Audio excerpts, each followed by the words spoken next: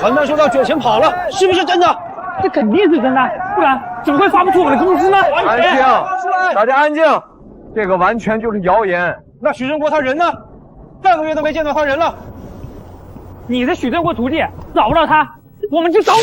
对，就找你，就找你，就找你，就找你，就找你，就找你，就找你，就找你，就找你，就找你，只能找你，找你。许副厂长出国进修了，由我现在来代理副厂长。有什么问题你们直接找我，我来负责。国外进修，我爸爸明明失踪了。陆怀远，你在说谎。爸爸，随身听我收到了，你什么时候请假过来看我呀？花花，厂子刚拿到180万收录机新品研发贷款，太忙了，爸爸不能去香港陪你过圣诞节了。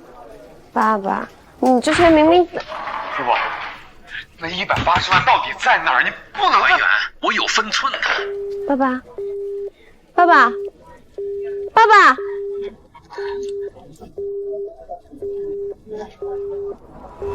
180万和我爸爸都下落不明，他们却在隐瞒这件事，到底发生了什么？我一定查清楚。大家先回去，我跟大家保证，工资2天肯定到大家手里，大家放心，工厂肯定正常运行。大家放心，陆副厂长一定会按时给大家发工资的。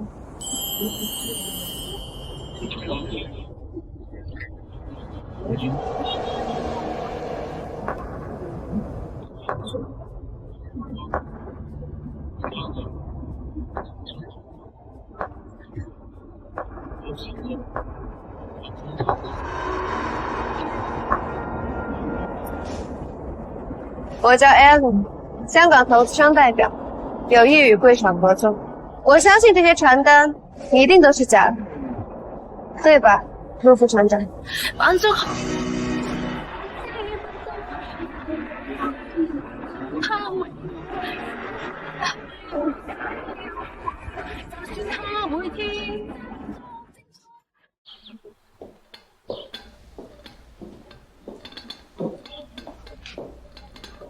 你好，我是销售科张媛媛，我可以为艾丽同志详细讲解我们。有咖啡吗？没有咖啡我聊不了事情。去，媛媛，给艾丽小姐找杯咖啡。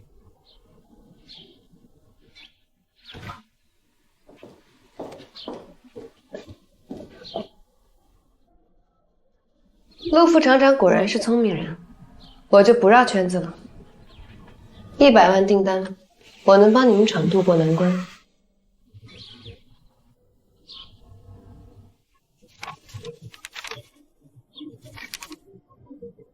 我只有一个条件，我要做收录机。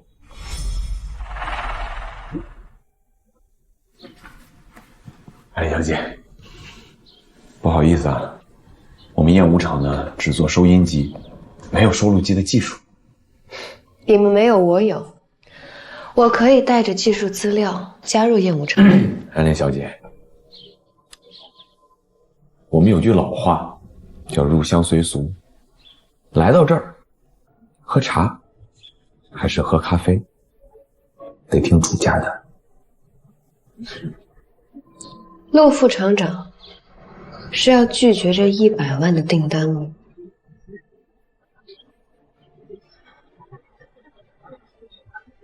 哈哈，哪有人将生意拒之门外啊！你好，艾丽同志，我是燕舞厂厂长王宏伟，很希望能与你合作。王厂长是答应我的条件了吗？哎呀，当然，艾丽同志是不可多得的技术人才。可是啊，这研发工作枯燥无聊，就怕艾丽同志不会感兴趣。走走走，都是拒绝人。王厂长说话比陆副厂长好听多了。哎呀，怪不得您是厂长呢。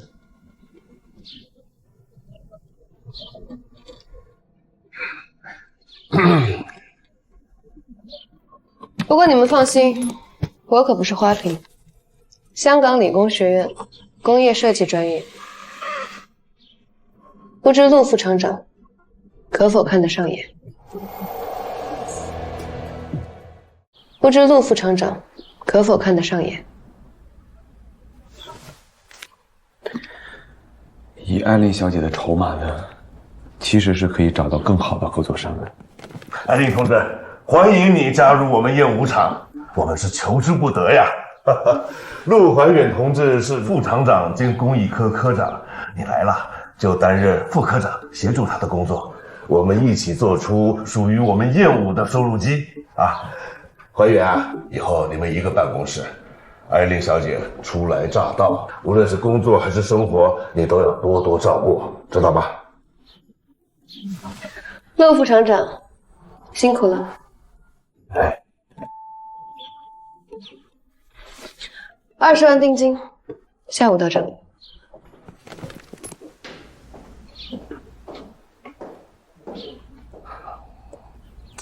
王叔，现在整个厂子里面都是人心惶惶。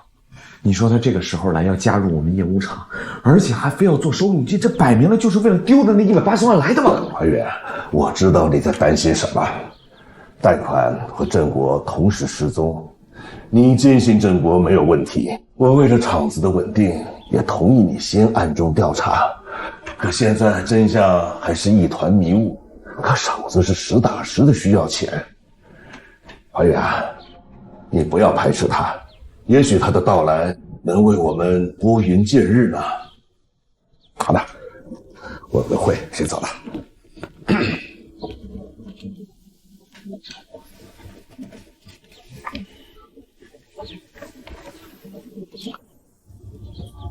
真相可以查，但是不能你来查。师傅已经出师了，你不能再在这儿出事。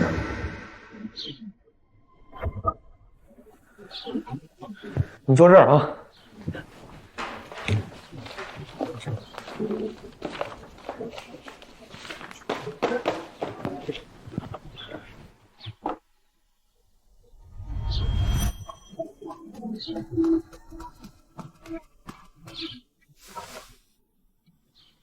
好，哎，这个可不能乱动啊！这是什么厉害的宝贝啊？这个自送音机。各位听众，下午好。真有神奇，是魔术吗？乖乖，它就是魔术。我长大以后也要像爸爸一样做厉害小盒子。这是不是你们？你们这很重要的事情，你不可以乱动。你是谁？为什么在我爸爸办公室？哎，花花，不能这么跟哥哥说话。来，咱们认识一下啊，这个是你怀远哥哥，从今以后咱们就是一家人了，你们要好好相处啊。哼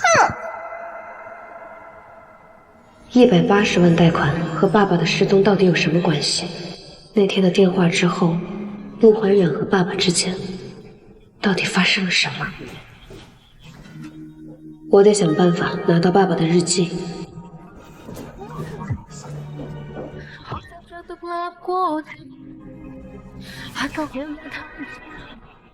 你看着我干什么？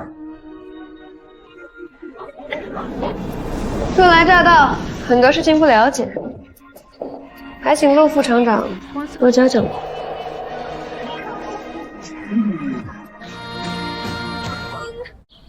你说话就说话，你离这么近干什么？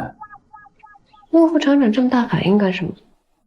该不会觉得我对你有意思吧？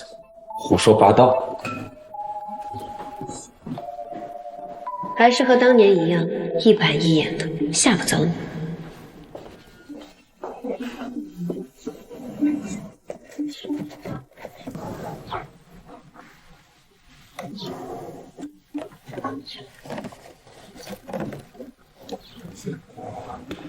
哎，咱厂新来的这信纸质量挺好的还。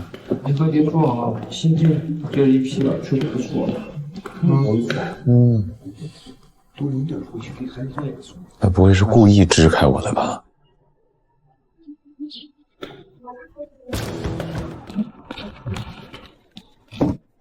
从哪儿来呢？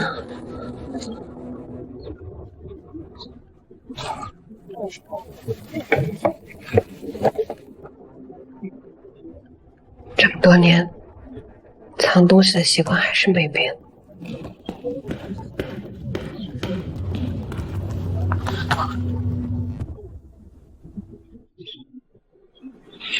是因为这个。你看什么呢？你看什么呢？心虚什么？我在总结分析呢。陆副厂长有什么问题吗？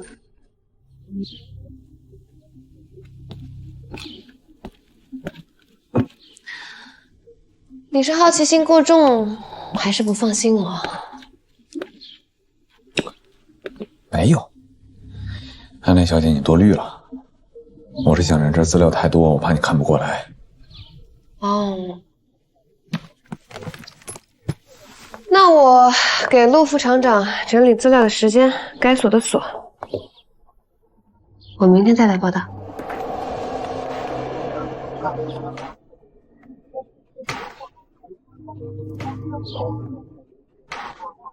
他太着急了，我不能让他留下。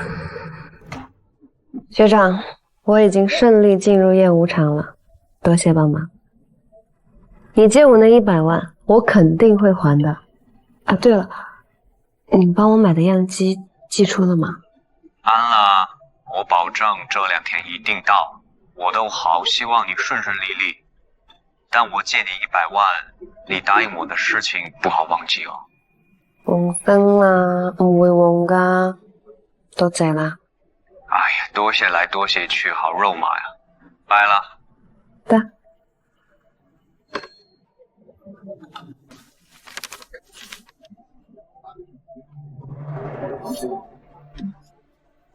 收录机的研发势在必行，可是很多人不会同意。我知道改革一定会遇到阻力。我以为银行贷款批下来就能推进改革，可我没想到，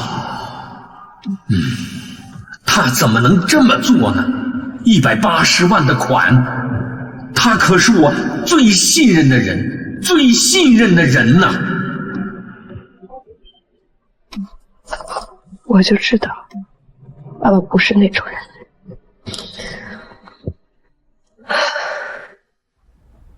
这个他到底是谁？他不想做成收录机，我就偏偏要燕无常把收录机做出来，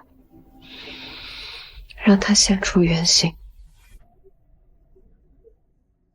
现在你也看到了，我们工厂呢，现在只做收音机，目前还没有研发收录机的技术。可据我所知，你们之前的许副厂长已经在研发收录机了。收录机的研发还没有完成，而且许副厂长呢，许副厂长也已经出国进修了。哦，这样，那正好我来接手。哎，大家停一下，这个叫随身听，国外进口的，可以播放电台，可以放磁带，还可以录音。这么小还能播磁带？咱们的收音机可只能听电台。进口的洋玩意儿，见都没见过。又嫌。我相信我们燕无厂也可以做出这样的产品。让我们感谢一下艾琳小姐给我们展示这些新产品啊！但是呢，艾琳小姐，我们厂啊，现在确实是只做收音机。如果您想要的是这种产品的话，那恕我冒昧，我确实做不了。我当然知道研发产品需要循序渐进了，所以我们现在要做的是一台可以听电台、放磁带，还可以录音的正常大小的收录机。大家有信心吗？艾琳小姐，这是研发，那是要样机、要图纸、要落地工艺的，那不是你说一说就可以的。陆副厂长，到底是燕无厂做不了，还是你陆副厂长不愿意做？如果是这样的话，那我就撤回订单，你们燕无厂关门大吉。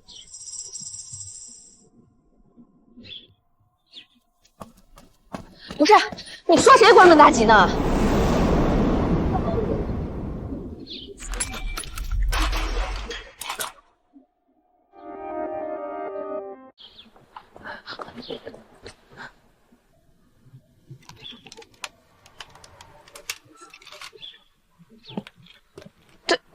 对不起，我。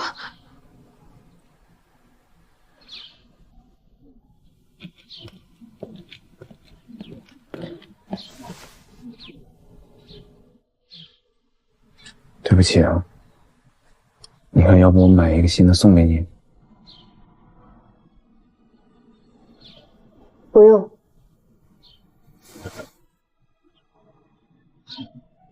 我订单的条件就是生产收录机，大家放心，我会把图纸、样机、落地工艺都给大家。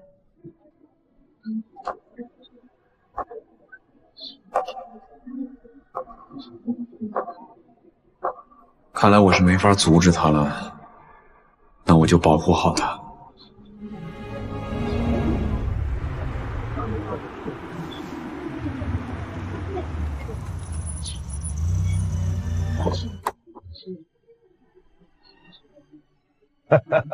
局长，好久不见。你好，好久不见。我来帮你介绍一下，这位就是香港来的杨凯祥先生，那是带着真金白银、真心诚意帮咱们业务来搞发展的。学长，太好了。市里对这次合作高度重视，特意嘱咐我一定要打好这个桥梁，帮咱们本地企业和优秀的港商牵好线，搭好桥。杨总，你好。你好。燕舞的潜力，阿林已经充分向我展示过，我相信我师妹的判断。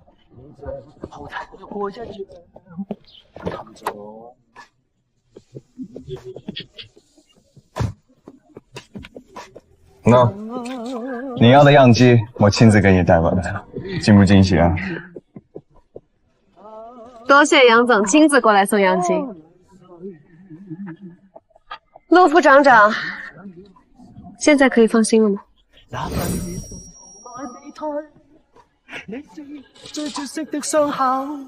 多谢杨总亲自过来送样机。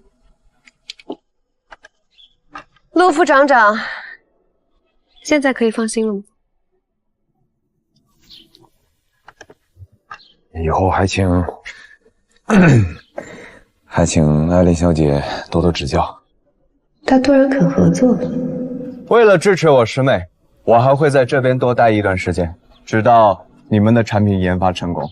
杨总放心，陆副厂长一定会全力配合艾琳小姐的。产出一堆收音机还没卖出去呢，在港山看着也不靠谱。这收录机要是再搞砸了，这7、8号工人怕是要喝西北风喽。明摆的就是富二代追女孩玩花样，厂子这样下去要毁在他们手上了。哎，二位这么说可就不对了。厂长和副厂长一心扑在厂子上，你们在背后说小话，一点都不团结呀。走，先进去吧。样机要是做不出来，我第一个不放过他。我才是工艺科科长，样机做不出来，责任应该找我。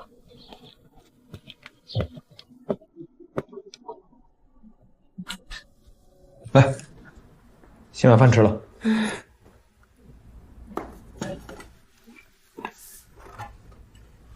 先把饭吃了，我给你保证，今天天线的问题肯定能解决。你先放这边，我一会儿吃。哦。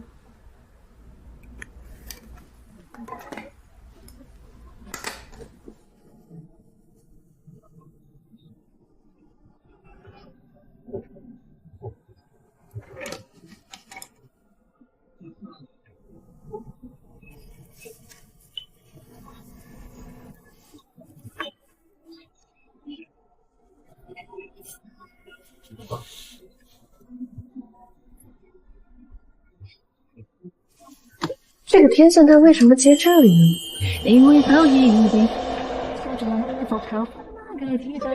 什么？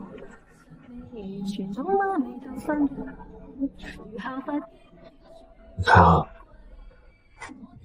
这个天线它的位置摆放在这儿，它既不会影响两边喇叭的摆放，而且这个位置也能留有足够的空间。哦，哎，是哎。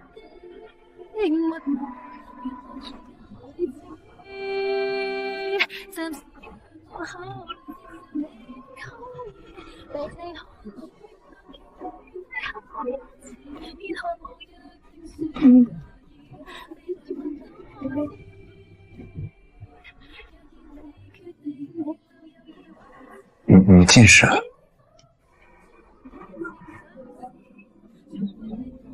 回三更干嘛？师妹，你肚饿不饿？学长，吓人，吓死人的。杨总，你走进来是一点声音都没有的。我以为只有我们这种无良资本家才会让员工加班，没想到陆副厂长也是一样啊。是我太着急了，我主动加的。还同在学校一样，做起实验就不记得时间。走心了，我借了酒店的厨房，做了你最中意的豉汁蒸凤爪。啊，豉汁蒸凤爪啊！哎，算了吧，我有点着急了。没关系，整日都不好好吃饭，胃会顶不住的嘛。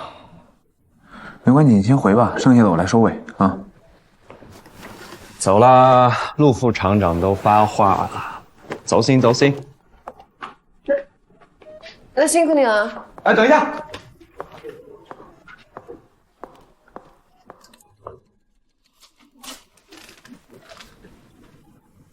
杨总，这个是我办公室的电话号，以后呢，你直接往办公室打电话就好了。安利呢，我会亲自送回去，不用你麻烦跑一趟。不用了 ，First， 我同我师妹同住一个酒店，我接她收工很方便。Then， 我不放心我师妹一个人行夜路，女孩子嘛，一个人在外面还是要注意安全的。学长走了。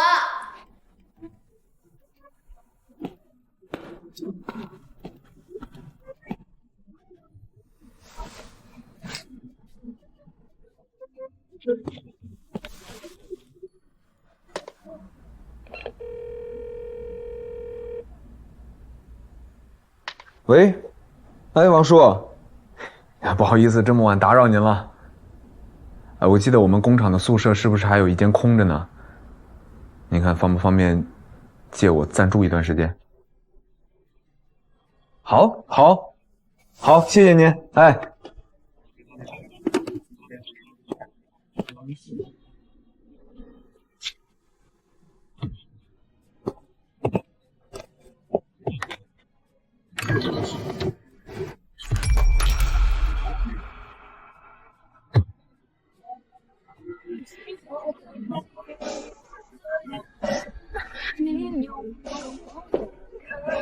爸爸的笔记里提到，有人在阻止研发收录机，他倒是真心实意的在帮我搞研发。哼，那个人应该不是他。走了啊，蒸凤爪要凉了。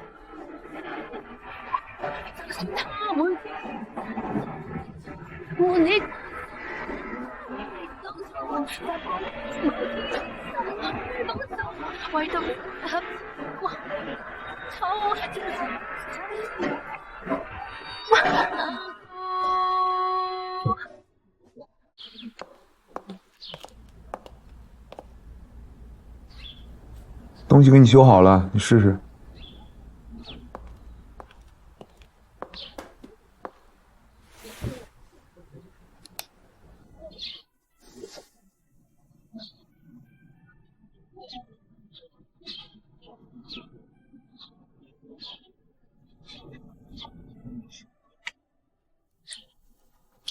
你不会一整晚没睡，就得帮我修这个吧？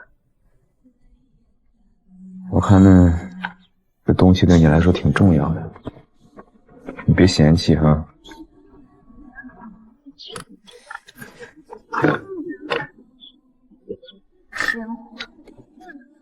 那不用。滚滚你的黑眼圈，瞅得我的眼睛了。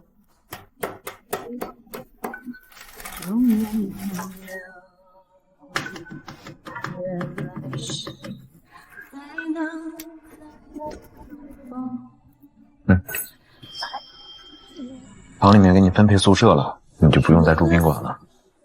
过2天收拾好东西，直接搬过去就行了。我刚来就能分到宿舍？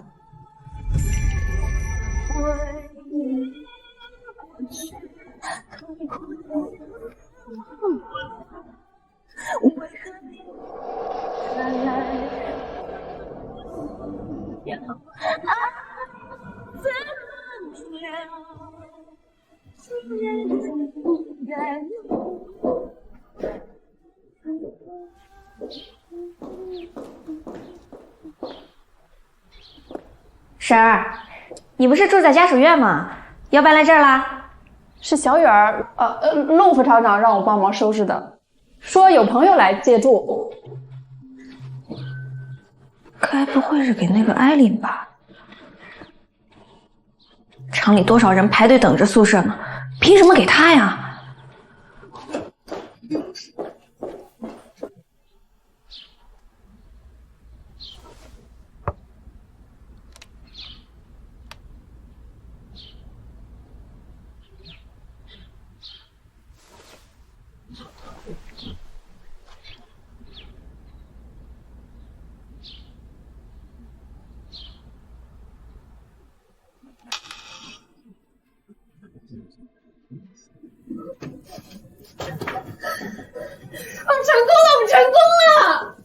成功了！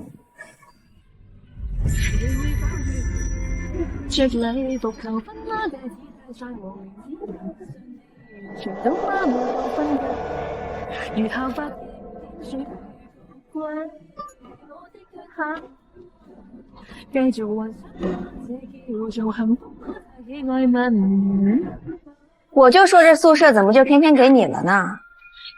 陆怀远，我是真没想到，你也会搞这种走后门的勾当啊！你也会搞这种走后门的勾当啊！什么走后门？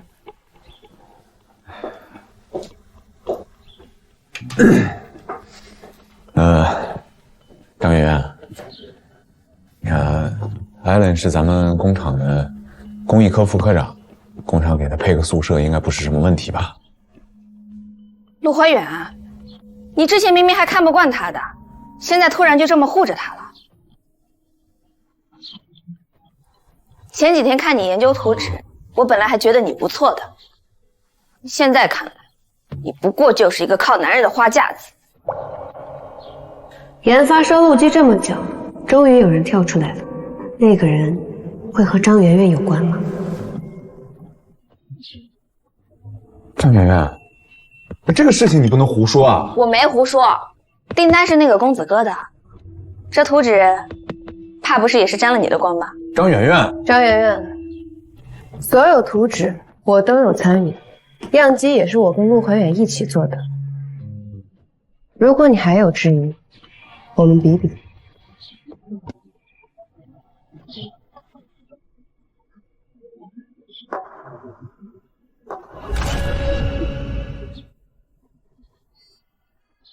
你没有必要跟他比。你别看他是销售科的，那以前可当过生产标兵。他比我熟练，我比他专业。再说了，我们不是还缺 SOP 吗？别废话了，开始吧。1、2、3。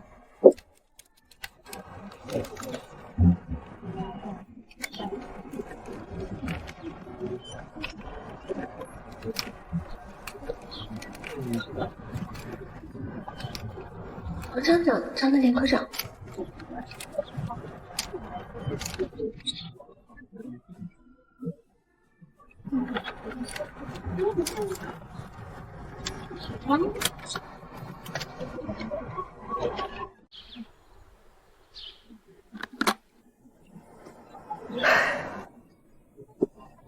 我成功了。你赢了，我输了。艾丽同志，我向你道歉。哎，快起来！我做了很多遍了，你第一次做，已经非常厉害了。你真这么认为啊？我们燕舞厂的人可没有吃干饭的。有吃干饭的吗？没有。我宣布，我们燕舞厂第一台收录机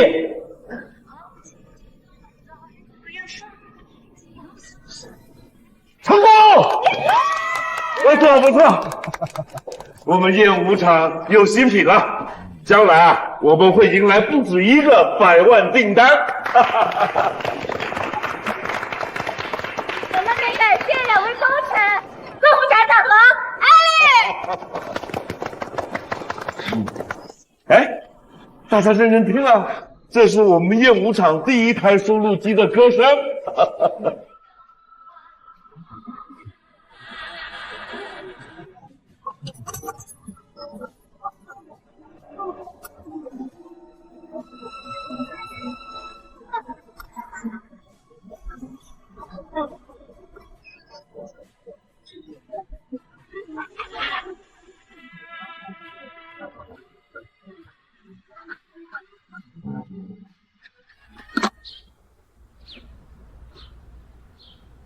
我这虽然不是第一台，但也是第2台，你们总得听听我这第2台的声音吧？停！停！艾丽，我们一起。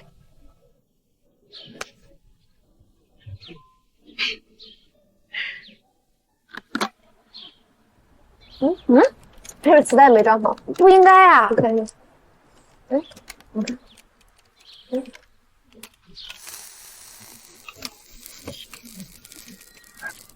让开！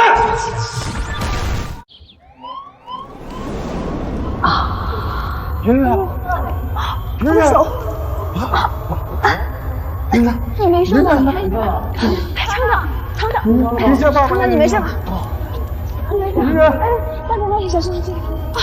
哎，你没事？没事吧？圆圆，厂长，张圆圆，你没事吧？我没事。滚开！哎呀，别动手！都是你，圆圆害成这个样子。当初啊，我就不该信你能研发什么收录机。圆圆要有什么3长2短，我不会放过你的。圆圆，张科长说的对，是我跑收录机，你根本就是个骗子！是骗子？什么不可能？我们做10几年收音机的，从来没有出现过这样的情况。对呀，没有出现过这样的情行了，大家，都先别吵了。收录机的设计我也有参与，大家相信我，这只是一个意外。什么意外？什么意外啊？我的命都差点搭进去，轻飘飘的一句意外，就算了。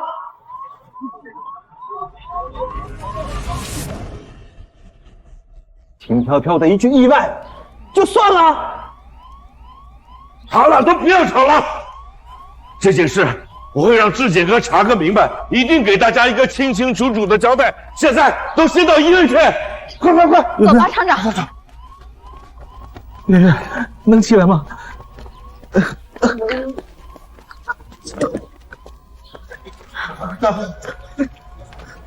受伤，我快去医院啊！不可能，我图纸没有问题啊。图纸不会有问题，有问题的那就是张圆圆。可为了阻止研发，拼上自己的命，不会的，也不可能。哎呀，我得找证据。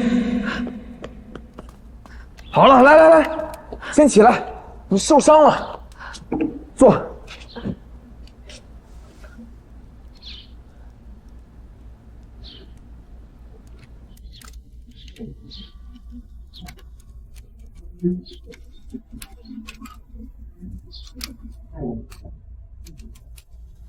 让开！至少他是可信的。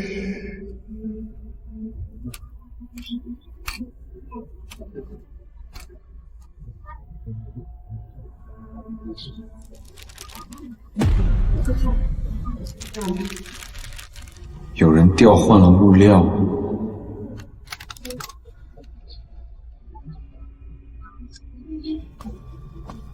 怎么样，好点了吗？先去医院，走。我没事，点擦伤。你才该去医院。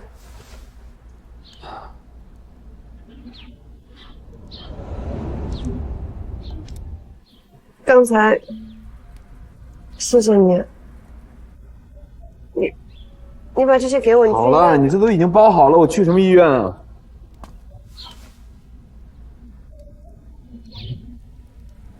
你不用自责。收录机的设计图纸是我们共同完成的，我们2个人的设计，怎么可能有问题呢？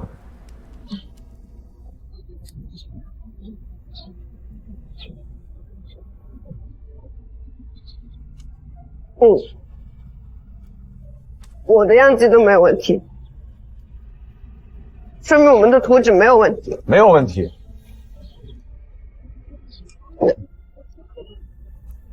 那会不会是张圆圆呢？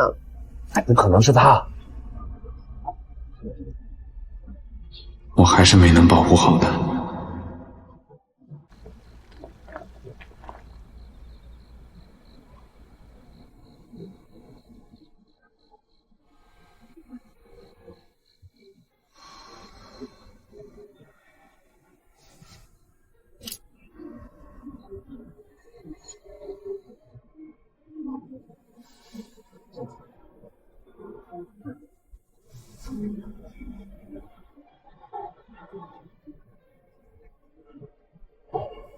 还好啊，不算特别严重，但是得注意啊，这2天千万不能沾水。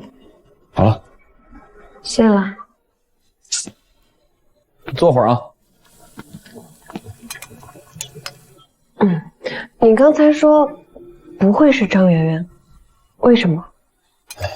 张圆圆啊，爱场如命，她是不会为了跟你较劲去做这种事情的。那是他出错了。张圆圆这个人啊，做事情呢，向来都是要求极致，她怎么会允许自己犯这种低级错误呢？对吧？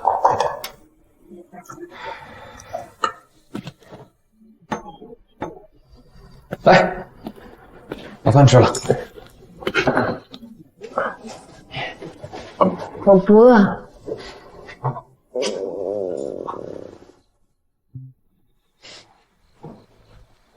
人啊，总归是要吃饭的。哎呀，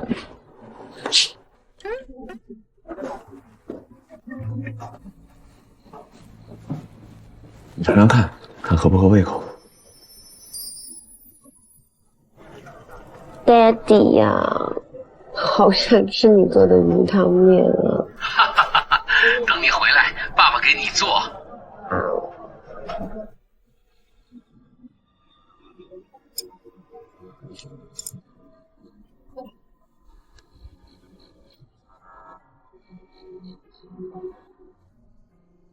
爸，你现在到底在哪里？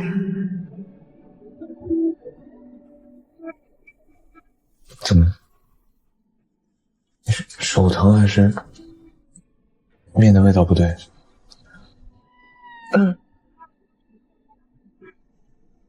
不疼，好吃，热气熏了。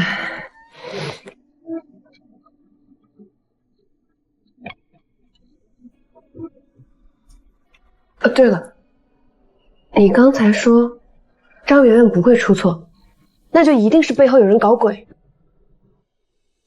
改革一定会遇到阻力，他可是我最信任的人，最信任的人呐！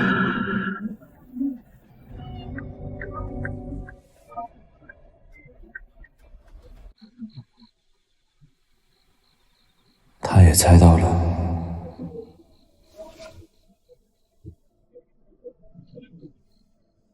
行了，这件事情你就先别想了，我肯定会去跟进的啊！你这段时间啊，就好好养伤。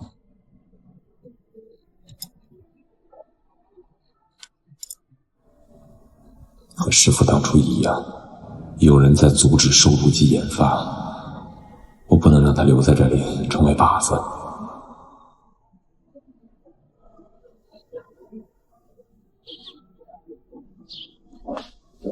陆副厂长，调查结果放桌上了，自己看吧。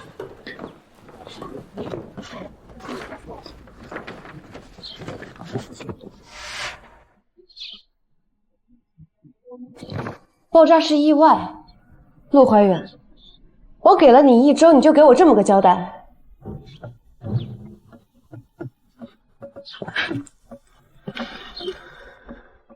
安兰小姐，我个人呢是非常感谢你对厂里的贡献的，但是你毕竟是个外人，由于爆炸引起的人心恐慌，厂里面现在所有的工人对你意见都非常大的。那厂领导也是出于对你的考虑，所以还是请你离开。陆怀远，想赶我走，没那么容易。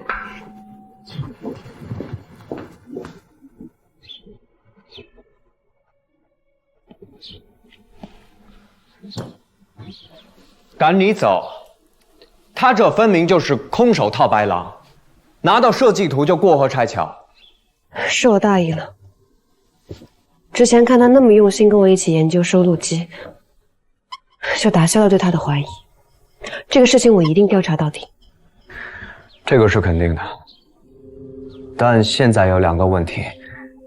第一，那块爆炸的电路板就是证据在陆怀远手里。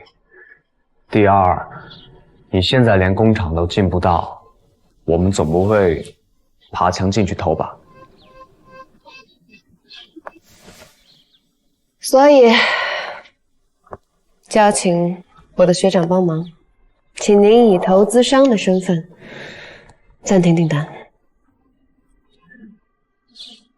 这虽然不太符合我一贯的合作作风，但如果是你的话，我 OK 了。高姐，现在就等陆怀远上门求我。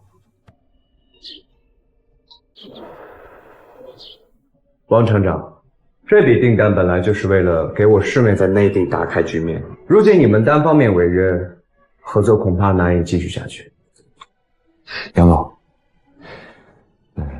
是暂时的离岗。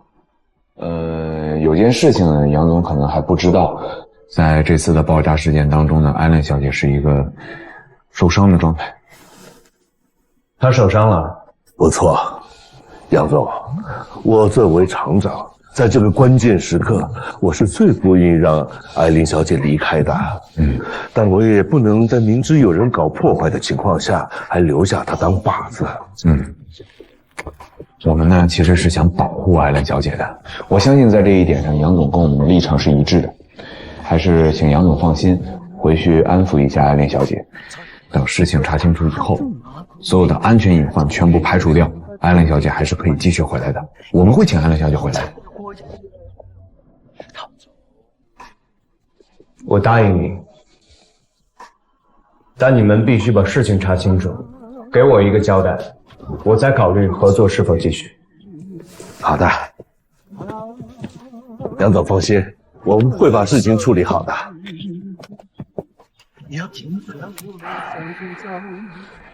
王厂长，这个人态度有问题。而且我跟您说呀，我们现在不能再徐徐图之了。如果我们没有大动作的话，我们就一直卡在这儿了。不错，通知所有人：第一，收录机必须做；第二，加速改革，把那个藏在暗处的人逼出来。好，明白。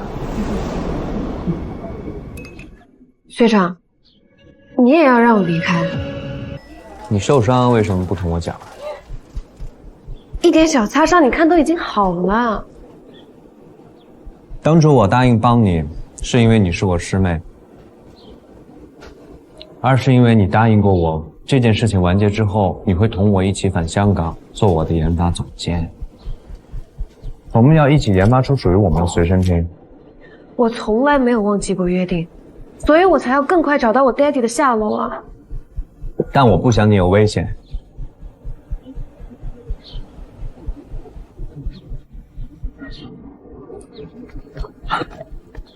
你呢？现在是我最大最紧要的投资潜力股。你要是有事，我岂不是血本无归？安啦，为了订单，他们一定会调查出事情的真相，给我们一个交代的。你就安安心心稳坐钓鱼台好了。学长说的对，不要什么事情都自己去冒险，学会借力打力，港情係力嚟嘛。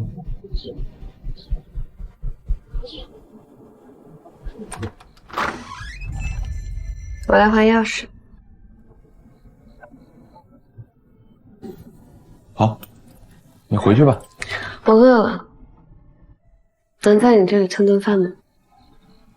不白蹭，请你喝酒。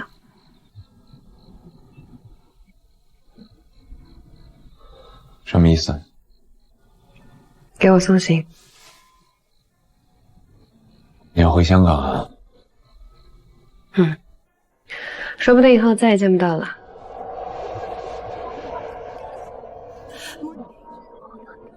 不让我进去。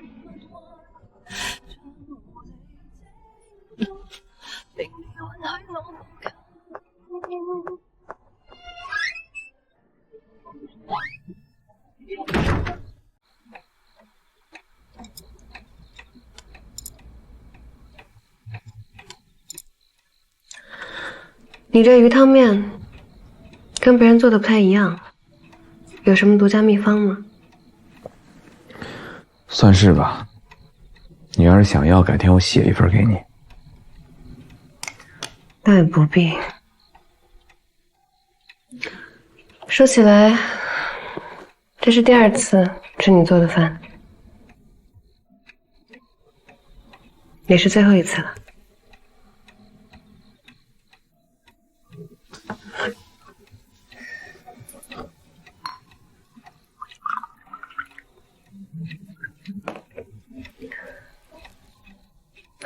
为我们短暂的缘分，喝一个。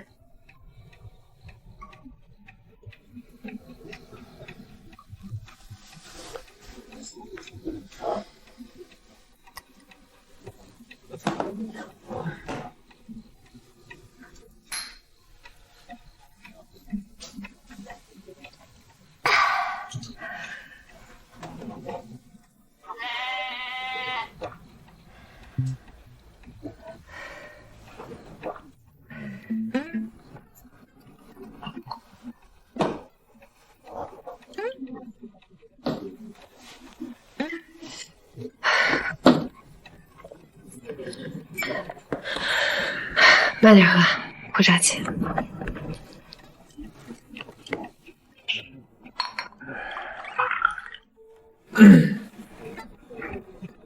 这一杯敬我们共同研发奋斗的日子。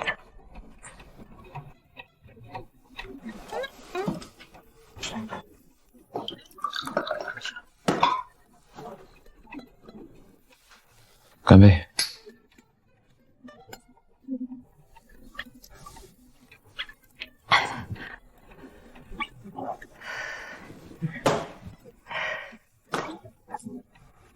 哎，可惜啊，我以为我们是朋友了，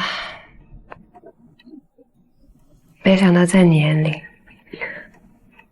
在陆副厂长眼里，我还只是个外人。我没有，没有，为什么赶我走？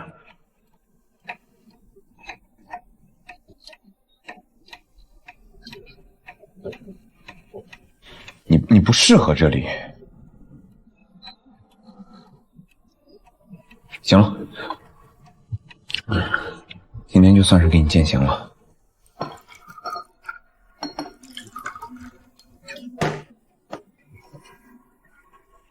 第一杯，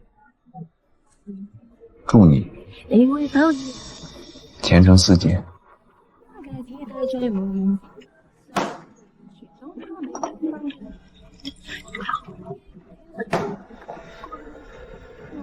第2杯，愿你平安喜乐。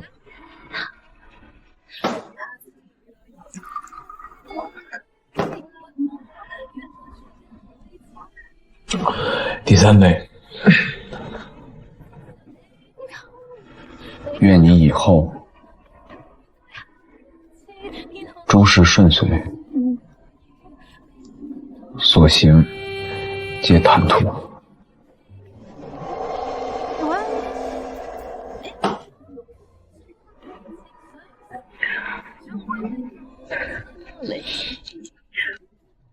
多谢陆副厂长的祝福啊！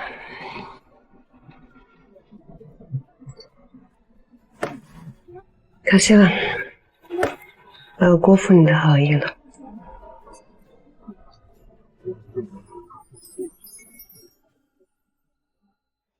可惜了，我要辜负你的好意了。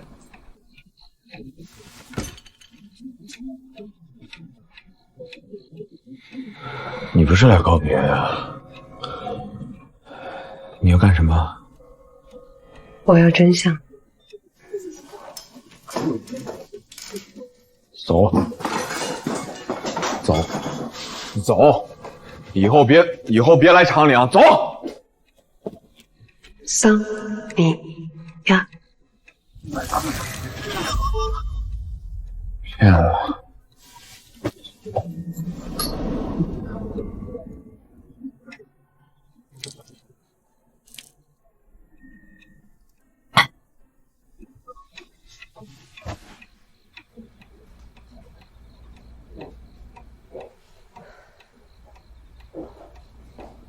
陆花园，我说过，想赶我走，没那么容易。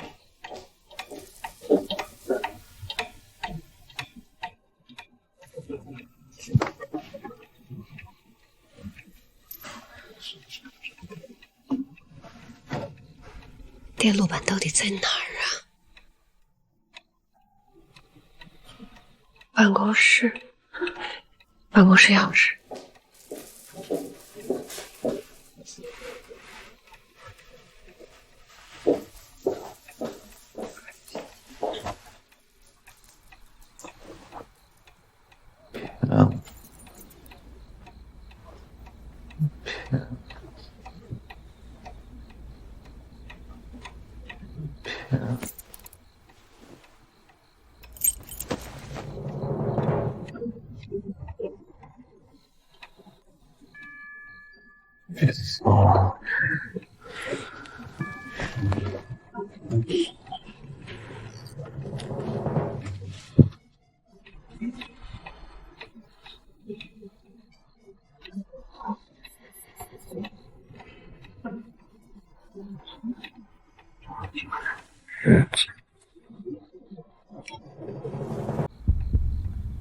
走。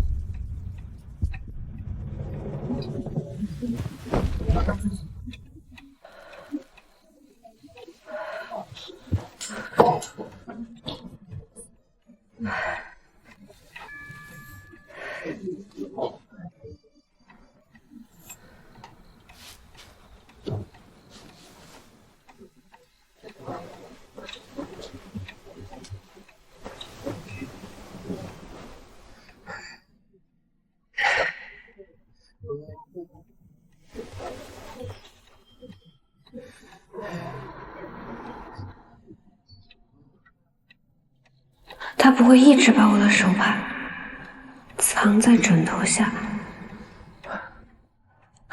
别胡思乱想了，他都赶我走了，怎么可能？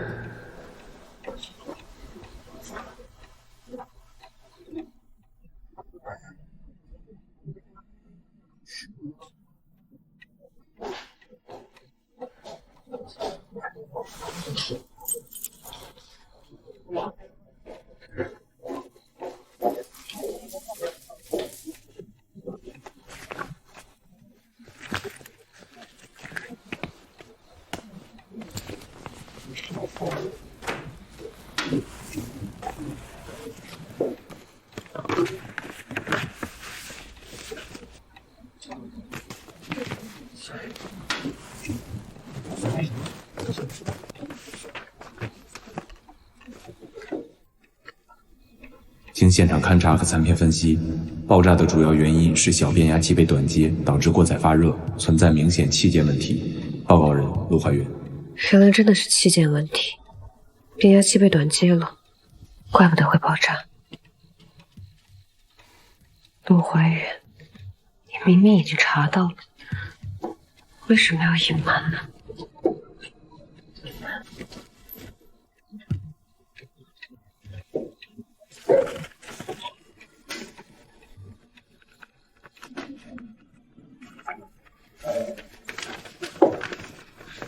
关于许正国界开发收录机携贷款潜逃事件，以上为全部详细报告。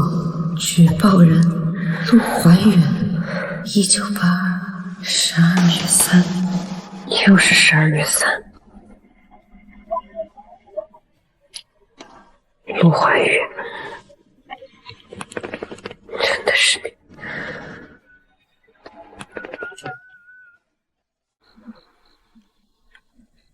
可惜报告页只有这一页残页，但没有其他线索。相信经过昨晚发生的事，你同陆怀远之间也没有必要再收收买买了。他知道你针对他，就一定不会再让你进工厂。我已经想到办法了。爆炸案的受害者，唔止我一個。张媛媛。哎呀，你这么着急出院做什么？这脑震荡啊，可不是什么小事儿。要我看呐，你就应该再多住几天。爸，我都已经住了半个月了，再住下去四肢都要退化了。那个艾莉还是香港来的大小姐呢，她都没有住院，我可不能输给她。等到时候回去，我还要跟她接着比呢。哎，回去可别提她，她的设计有问题，害了这么多人受伤。副厂长已经把她赶出去了。什么？设计有问题？可她的收录机明明没有问题啊！总之啊，她已经被赶走了。厂长因为这件事儿啊焦头烂额的，你就别添乱了。走了。不想厂长焦头烂额，就应该让我回去。艾莉，真的是变压器短接？报告上写的清清楚楚，很明显，这个事情应该是冲着我来的。很抱歉，让你替我受罪了。什么冲你冲我的？我看，分明就是有人想破坏我们的收录机。走，跟我去厂里，让所有人都知道这件事情。哎呦，我的祖宗哎！这报告是真是假还不知道。厂长和副厂长已经通告全厂，这次爆炸是意外，你就别去添乱了。不是，爸，这厂长不懂技术也就算了，可这陆副厂长可是技术出身，这件事情很容易就解释清楚的。没错，我可以当着全场人的面验证这次事故。傻女儿啊！不管什么结果，她已经被赶出厂子了。你现在带她回去闹，不是打厂长和副厂长的脸吗？艾琳小姐，你和厂子的矛盾，可别拉我女儿下水啊。OK， 我走可以，不过你们别忘了，我不仅是厂里的研发人员，还是港商代表。既然你们做事情如此不负责任，我会认真考虑，向投资商建议换个厂子。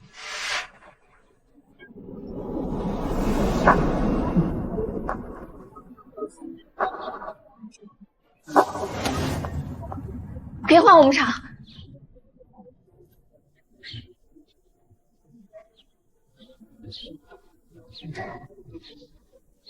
爸，你也是这厂子里的老人了，失去这个订单对我们厂的影响有多大，你不是不知道啊。你就闹吧，你就。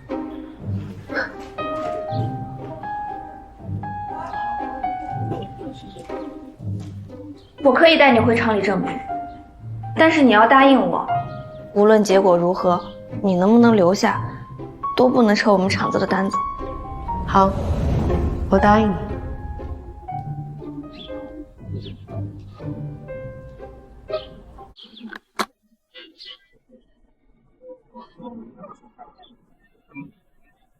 看到了吧？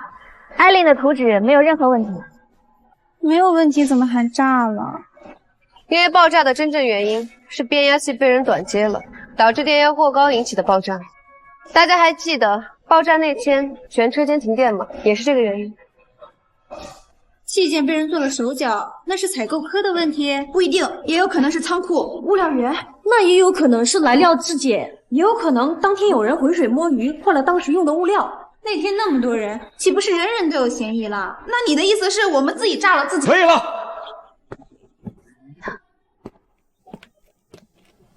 这件事情，厂子里面肯定会给大家一个交代的。安林小姐，请你不要再插手我们厂子里面的任何事情了。如果你再继续下去，我不免揣测你的用意。我有什么用意？我不过是为自己申冤罢了。引起爆炸的变压器的供应商资料我已经拿到了。陆副厂长，我会抽丝剥茧，找到幕后黑手。请你不要再插手我们厂子里面的任何事情，不能插。我说，如果这件事情不想打草惊蛇的话，有人在变压器上动手脚这个事儿，就绝对不能让任何人知道。对，先稳住工人，正常开工。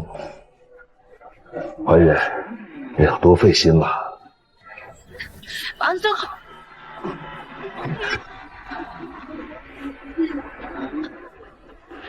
开工吧。好了好了，大家开工吧，忙起来。不能让他插下去，会有危险。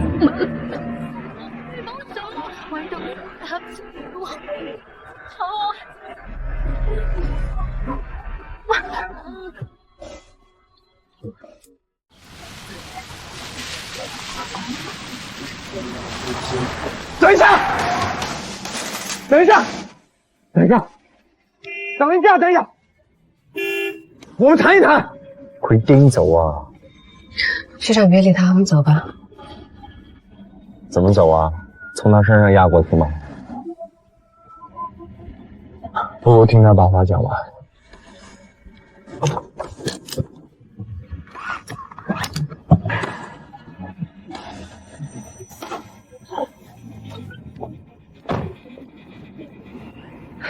有话快说。哎，这次这个事件，你不知道这其中有多么复杂的关系。这是我们厂子的事情，你一个投资代表，你没有必要把自己卷进这个事件里面的。我这是在保护你。陆副厂长是担心我这个外人的安全呢，还是担心自己藏起来的真相被人发现？你这话什么意思啊？陆副厂长好会演啊！我当时就是被你这副表情骗了。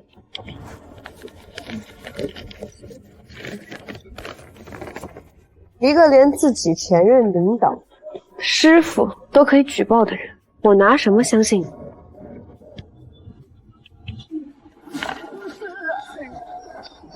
这封信不是我写的，署名是你的，字迹是你的，还都是因为研发收录机的事情。这么巧，我凭什么相信你？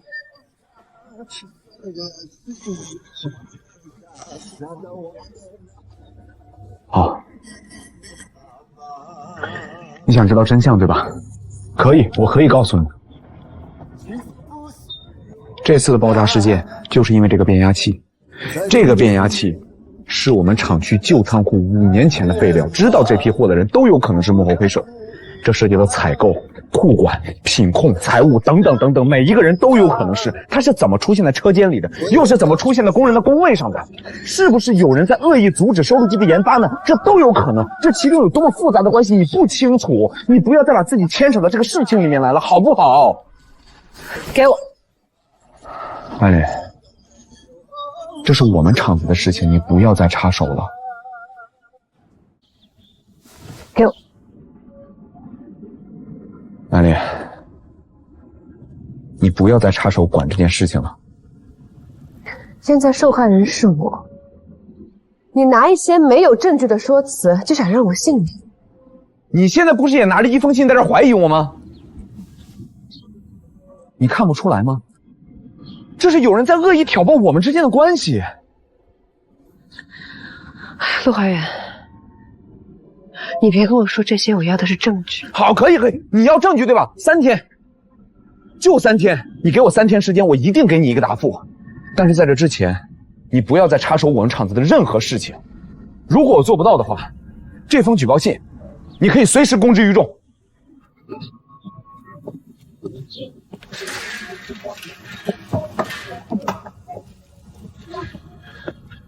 你怎么想啊？你要信他吗？我爸爸现在下落不明，我怎么可能等别人告诉我答案呢？可他讲的有道理。如果这是同一件事的话，伯父现在已经失踪，你就更不能出事。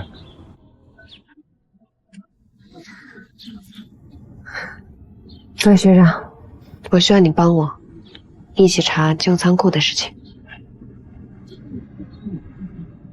好，我答应你。先上车吧。傻瓜，怎么可能眼看着你去冒险？旧仓库是不可能帮你找到的，不如带你玩玩了。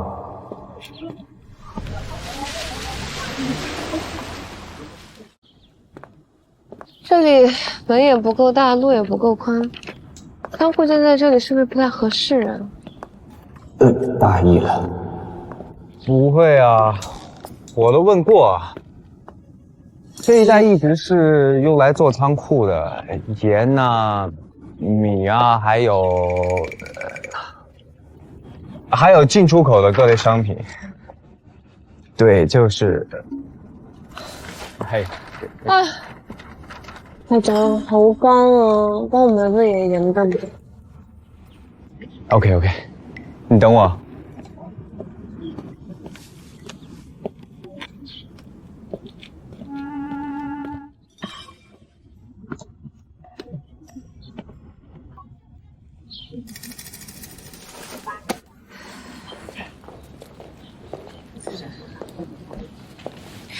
你刚刚在电话里说，爆炸案和旧仓库有关，那里已经废弃了吧？我也不是很确定，所以得亲自去看看。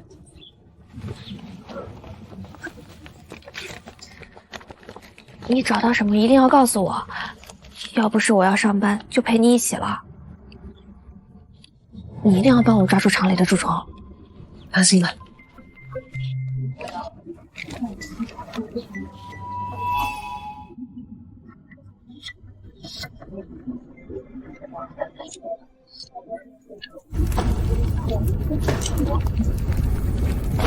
陆怀远，你在干什么？陆怀远，你在干什么？你在笑什么？小心点！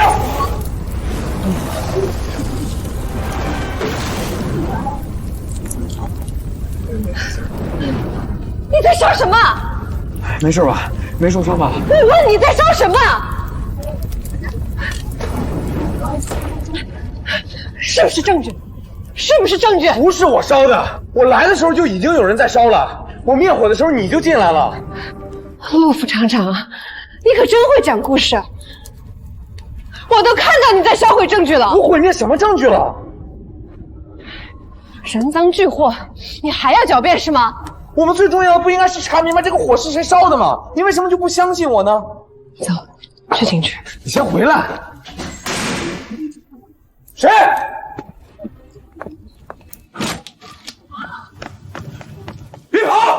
见你了！哎，别跑！我看见你了！哎，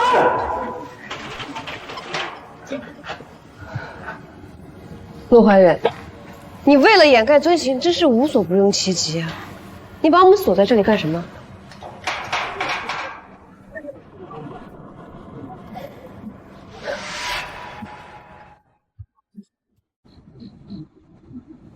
那个杨总呢？他不是天天跟你在一起吗？他没来啊？院长不知道我来这里。原来你不是单纯的不相信我，你是谁也不信啊！我只是不信你。我跟学长之间和你无关。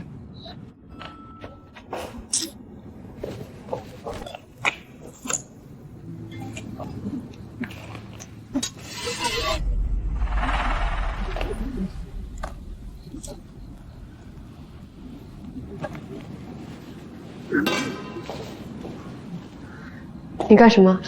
撬门啊！我干什么？自导自演。什么叫我自导自演呀？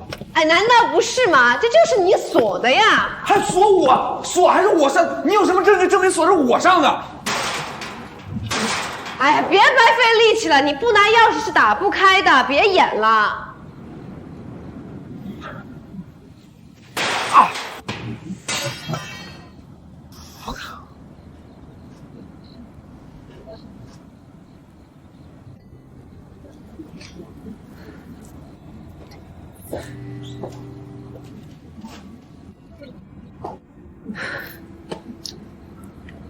你想骗我，也用点高明的手段吧。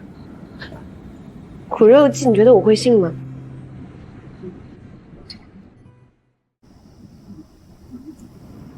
我骗你什么了？你一口一个嫌疑犯，一口一个自导自演。我要真是无恶不作的话，那这不就是一个杀人毁迹的好地方吗？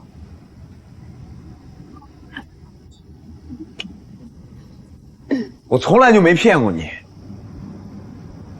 你信也好，不信也罢，反正我就是不希望你处在今天晚上的这样危险之中。危险就是你制造的，我有什么好怕的？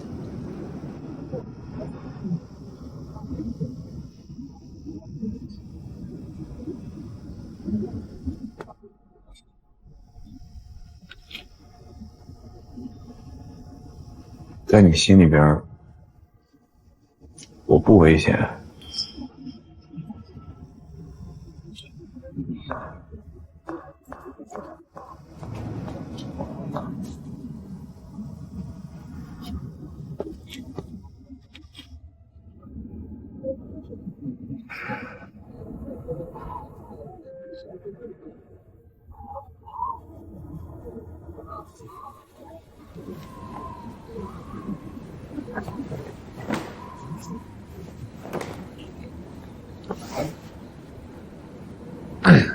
这边靠海，晚上特别冷，穿上吧。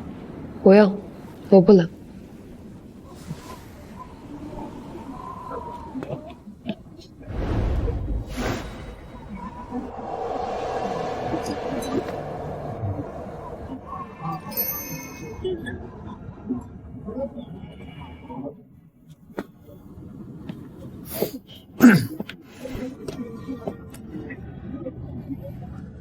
穿上吧，别冻感冒了，要不然的话，小心我这个嫌疑犯趁机逃跑了呗。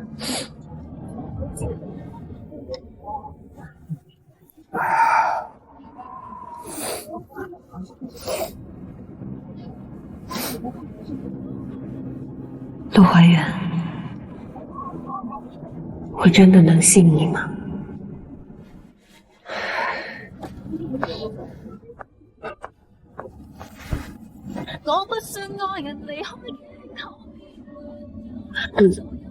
别误会了，真亲爱的，跟我出去呢。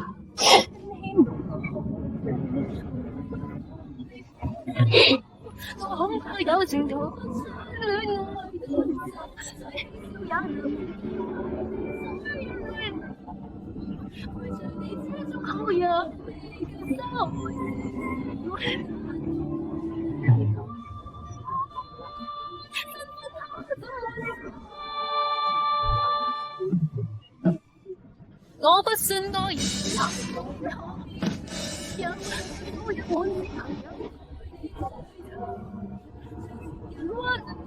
自我知難道你有前途兩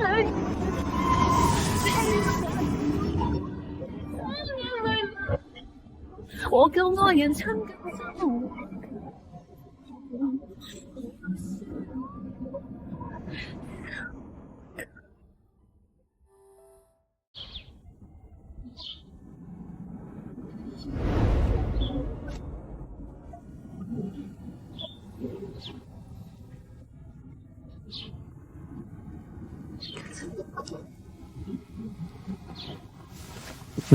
去哪儿？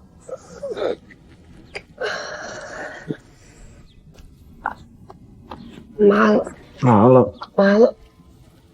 哎呀，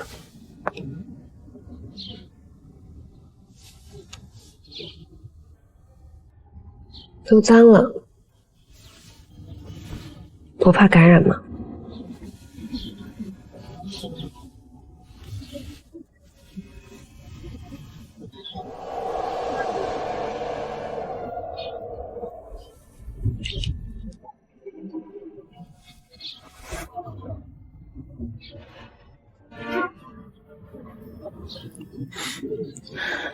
这个跟我挺有缘的，你把它送给我行吗？为什么？我的你不让我捡，你把你的送给我，这不是合情合理吗？它脏了，你还好意思说你还过我手套吗？那它怎么回去的？那不是因为你自己偷回去的吗？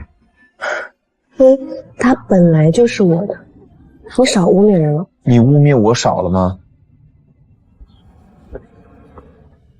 扯平了。陆怀远，我以前怎么没发现你这么无耻？我无耻？你好到哪儿去了？你说好的给我3天时间呢？我3天过得快，我就是不相信你。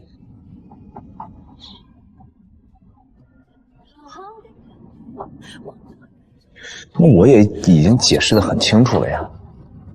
如果我没有拿到那封举报信，你会向我坦诚吗？那你会对我坦诚吗？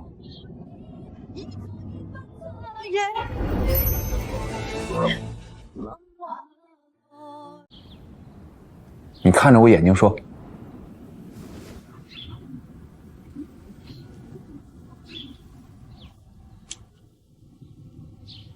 你看你不想说的话，我也没逼你说过，对吧？看在这一点上，你是不是可以暂时的放下对我的那些偏见？那至少这件事情上，我们还是可以合作的嘛。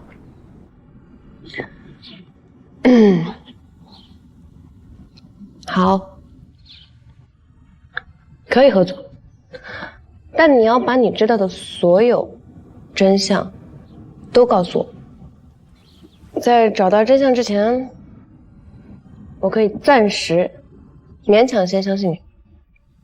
好，那我告诉你，他们当时已经把所有的货全都拿走了，然后还打算烧了这里，但是我还是找到了一些证据。你的手没事。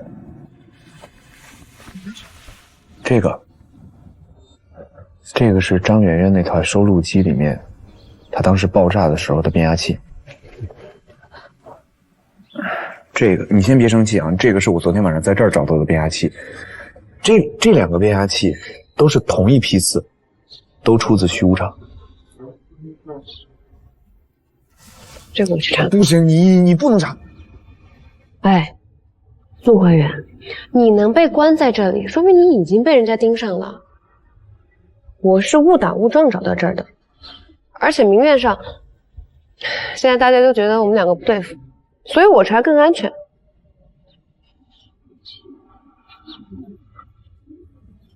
可是你可是什么？你刚答应要合作，现在要反悔了？啊，不是，你可以去查这个事情。那我查着火的事儿。对。师妹，比赛人员呢？听到应声啊！学长怎么找到这儿了？师妹，学长。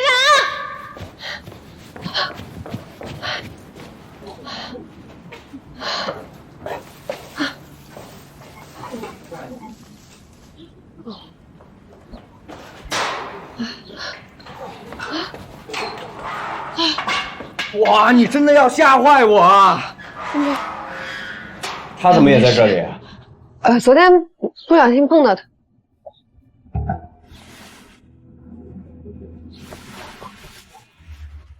怎么有血啊？你对他做了什么？没事，学长你怎么在这儿？哇，你还讲，昨天突然失踪，我到哪都找不到你，后来还是张媛媛告诉我你们在这边。现在厂子里面人鬼不分的，为什么要跟张媛媛说这件事情呢？是我跟张媛媛说的。再说了，她我信得过。学长，我们走。等一下。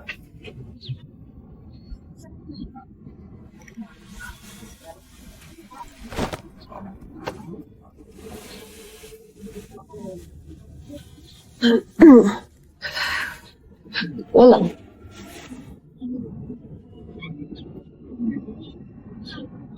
等你通知还你衣服。学长，走。乱穿男生衣服。我冷。我给你穿衣服。你也没脱。抱心真切。衣服给你洗好了。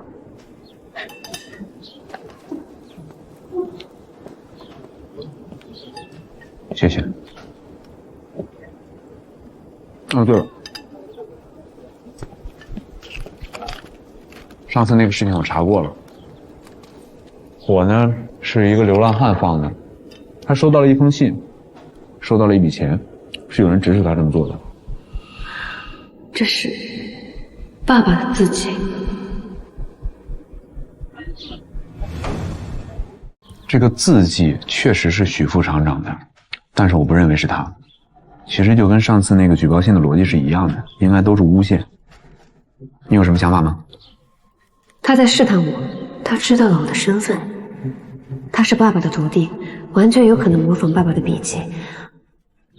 他依旧不可信，但能利用我爸爸的信息，说不定有爸爸的下落。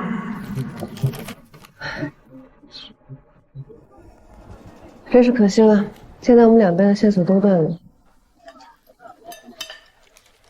虚无厂的变压器，那个餐馆员偷卖残次品早就被开除了，现在也没有线索了。你对这件事情是一点都不意外吗？本来就是大海捞针的事情，线索断了也很正常啊。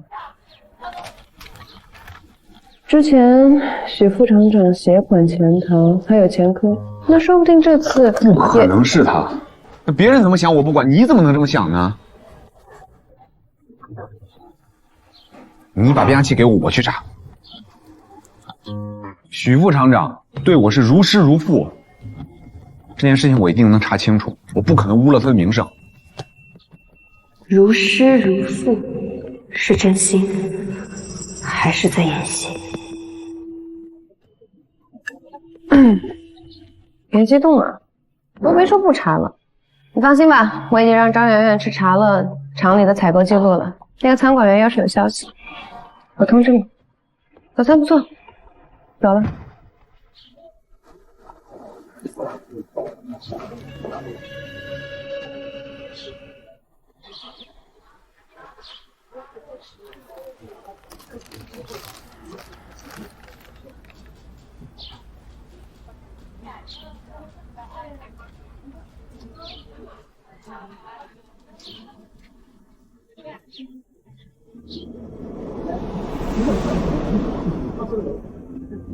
您还别说哈，厂子新进这批信纸啊，质量确实不错。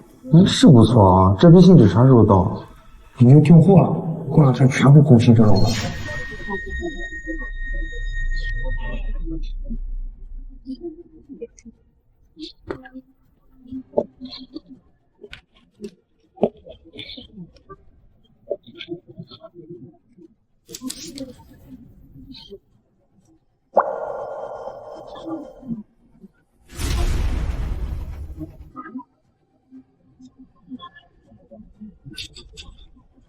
不对，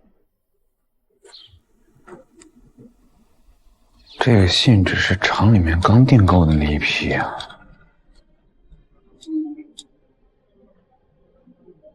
那就说明这个人一直在我们身边。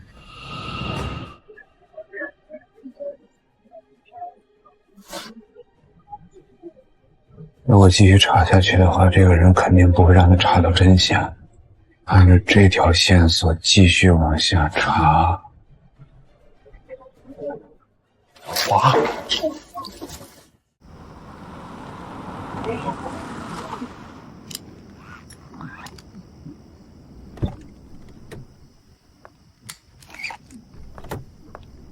哇！没错，仓管员的住址应该就是这里。哇，那个仓管员就住在这边啊。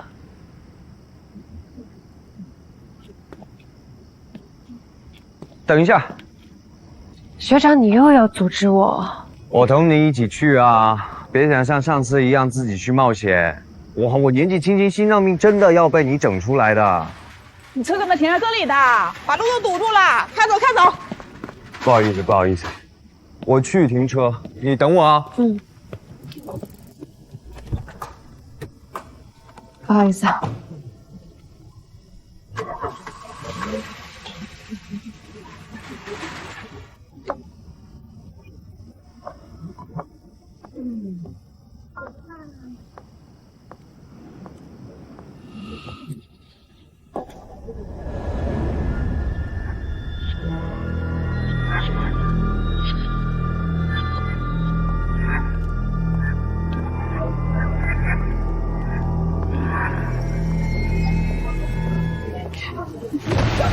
长吉，你放开！来人呐！来人呐！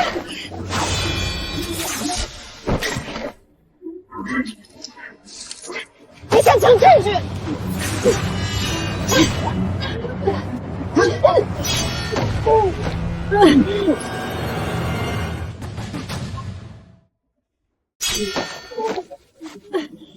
是你，你就是凶手！来人啊！来人啊！来人啊！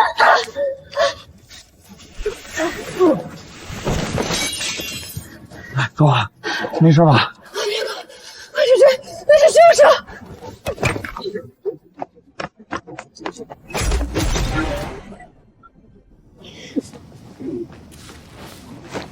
陆怀远，你干什么？你为什么拦着我？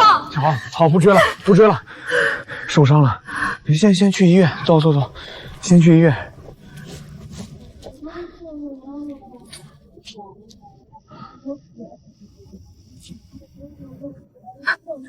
是你，是你指使的，不然你为什么会出现在这里？我从来没有告诉过你地址。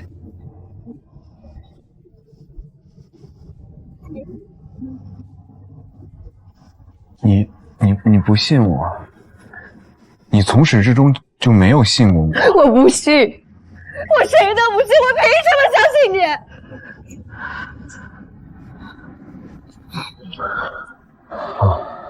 你不知道我为什么一定非要追到他。我知道。你不知道。我知道。你不知道我为什么一定要找到这个事情。你不知道为什么要回盐城。我知道，我什么都知道。你不知道。我知道你回来是为了师傅回来的。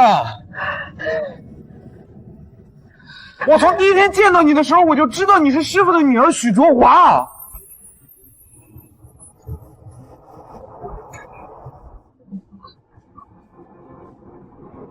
我没有办法说破你的身份，我甚至没有办法让你彻底的相信我。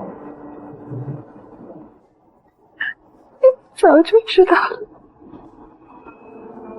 你早就知道我是谁了。不止我知道，厂长也知道。你看师傅平时在厂子里面寡言少语的，师傅其实平时会经常跟我们提起你，他会跟我们讲你的生活，跟我们讲你的学业。你知不知道，在师傅的描述当中的时候，你就跟你的名字一样，灼灼其华，闪闪发光，我们都知道的。那你为什么不揭穿我？为什么？因为这件事情，师傅已经出了事情了，我不能再让你出事情，我不能再让你在我的身边出事了。你明白吗？我不需要，我只要真相。12月2号晚上，我爸爸失踪的前一天晚上，你到底对他做了什么？哦。那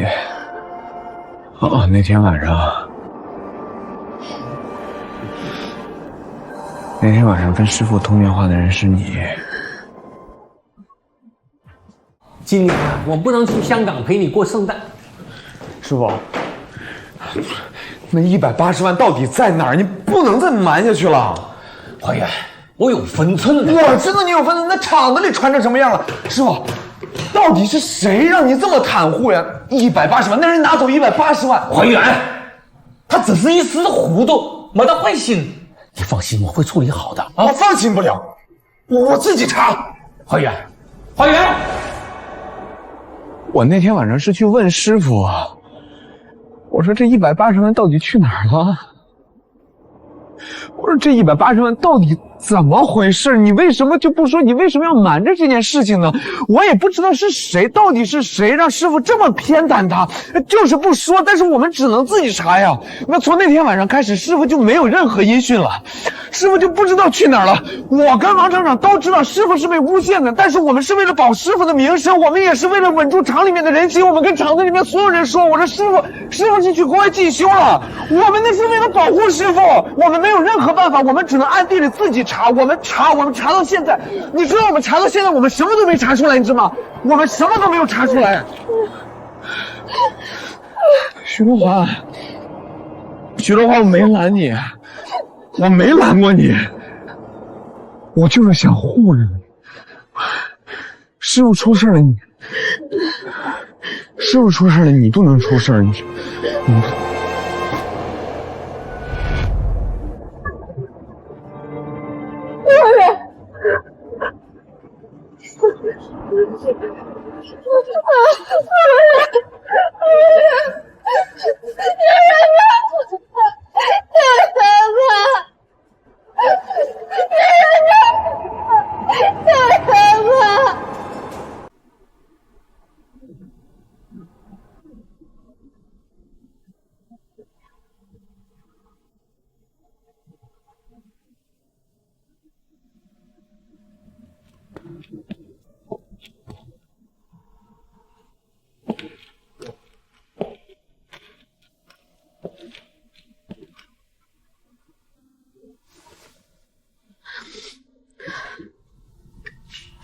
喝点水先吧，这不是你的错。如果我没有擅自性的，如果我再相信他一点，就不会发生这样的事情。都怪我，都怪我。不怪你，谁也想不到会有危险。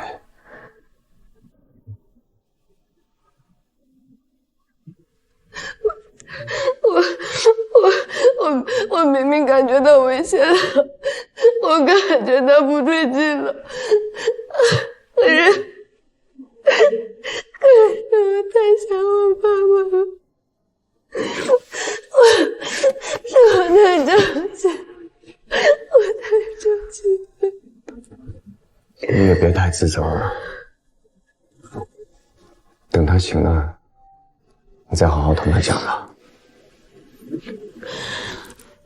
学长，你帮我个忙，你去跟王厂长说，就说陆副厂长出事了，让他马上过来，别的人什么都不要说。我通知他的家里人了。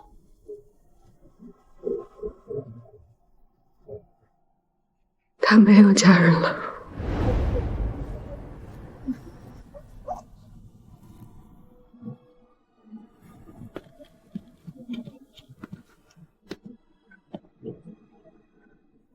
怀远，你爸妈是为了国家而牺牲的，他们是英雄，你要为他们感到骄傲。师傅，我不会哭的。爸爸，你是坏人，哥哥都没有爸爸妈妈，为什么不让他哭？你想哭就哭吧，我陪你一起哭。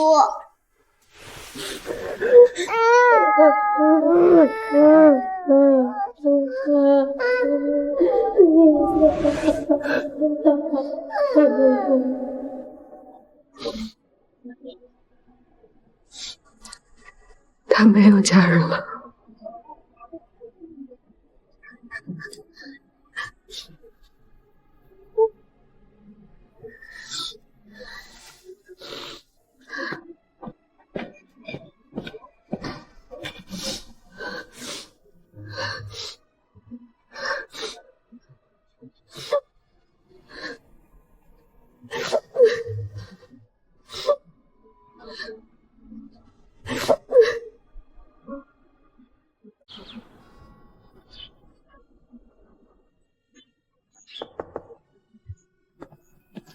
怀孕怎么样了？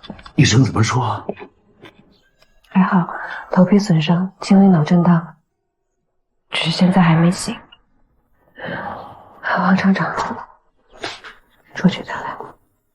好。王厂长，陆怀远都告诉我了，您一开始就知道我是谁了。你进厂那天我就认出来了，怀远之所以瞒着你，是因为他想保护你，同时也方便他去调查你爸的事。我呢，也想借着你进厂这个契机，打破厂子的僵局。是我失职，没能保护好你和怀远。所以，我进厂，我坚持改革，我坚持要做收录机，这些所有动作，都在你。安莲，你爸爸这件事水太深了，我和怀远查了这么久，对方始终藏在暗处，纹丝不动。我们怕打草惊蛇，更怕你再出事，让你用艾琳的身份进厂，确实有风险，但也想借着你进厂这股东风，把这潭死水搅活，看看底下到底藏着什么。我明白了，现在这潭水已经搅浑了，他们坐不住了，开始害怕了。对，他们害怕收录机研发成功，害怕改革，因为一旦改革启动，新的产品、新的资金流入，旧的利益格局就会被打破。所以我们更要坚持改革。谁反对，谁阻止改革，谁就有可能是嫌疑人。王厂长，请您帮我。你爸爸出事，让我一度犹豫停滞，这也正中了那些人的下怀。好，那我们就继续坚持改革，让那些人都跳出来。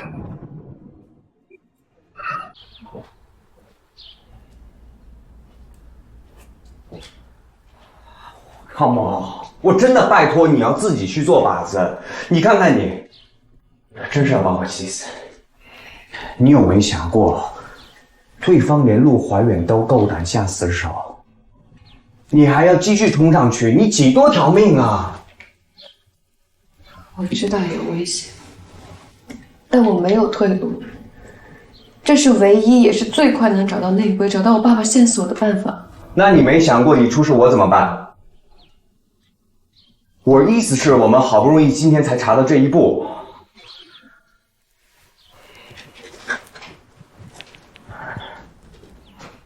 学长，对不起，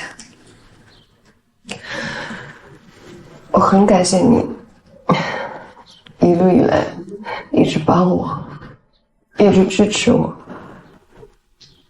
但这个事情它关系到燕舞厂，关系到我爸，我没有办法半途而废。OK， 你要继续可以，但你别忘了，我是投资商，我的资金同订单是支撑你改革计划的关键。如果你继续把自己置身于危险中，一意孤行的话，我不介意反悔，撤回所有的订单同资金。到时候燕舞厂别说改革，直接 game over 了。学长，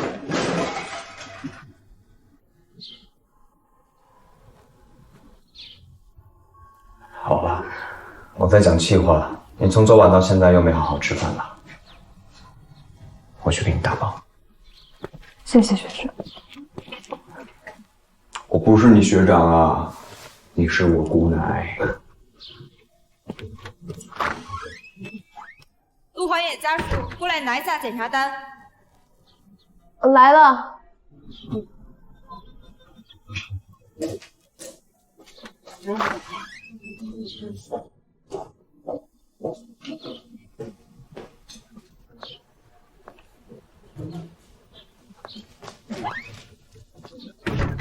陆怀远，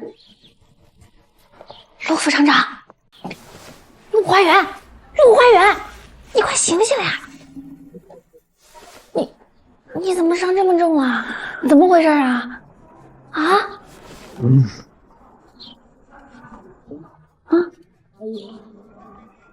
张媛媛，我怎么在这儿啊？你都住院了，我当然要来看看你啊！结果我就听见那个艾琳和那个杨总说要撤单，还说要让我们燕舞厂完蛋。你这伤，是不是他们把你关在这儿，好威胁厂里啊？你说最近电影看多了，我听得清清楚楚的。趁他们不在，我把你带回厂里去找厂长，让那个艾丽走。走，别动，别动，我头晕着呢。哎呀，这中间肯定有误会，你等他们回来以后说清楚就好了。陆怀远，你以前挺精明一个人，现在怎么变得这么傻了？要是他们回来了，还能让我们走吗？哎呀，你听我的，快走吧，走！我当然不能让他走了。他是脑震荡，你先让他到处走，这样给他脑子晃成豆花吗？先让医生做检查，我不去说。你最好能够说服我，要是让我知道你对我们厂子不利，我是不会放过你的。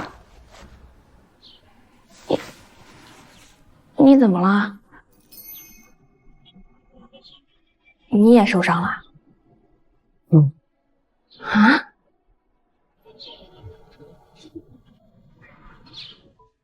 有人想阻止我们查变压器的事情。真有人在搞鬼啊？那你也不能因为这个就让杨总撤单，毁了我们厂子呀。那是我学长的计划，我要是真想毁了燕舞，我何必做这么多呢？可他也说，你要是能回香港，会有更好的前程。你为什么非要留在这儿？因为燕舞也是我的根。重新认识一下，我叫许卓华，许正国的女儿。许副厂长，你别跟他说这些。为什么不能跟我说呀？陆怀远是担心你暴露我的身份，因为现在厂里有人阻止我们推进改革，阻止的人就是幕后黑手。我之所以告诉你，是因为我看得出来你是真心为厂子好，所以我想请你帮帮我们，一起找出幕后黑手。好，只要能对厂子好，我答应你。好好养伤吧你，本姑娘嘴可严着呢。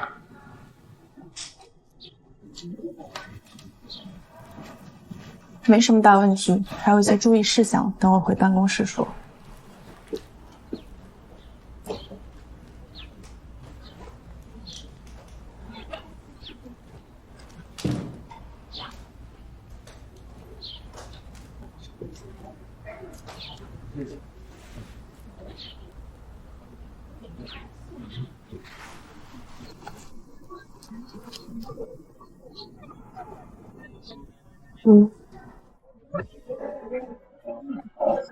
收完衣服的时候看到你，对不起啊，弄脏了。没事儿，能看清就行。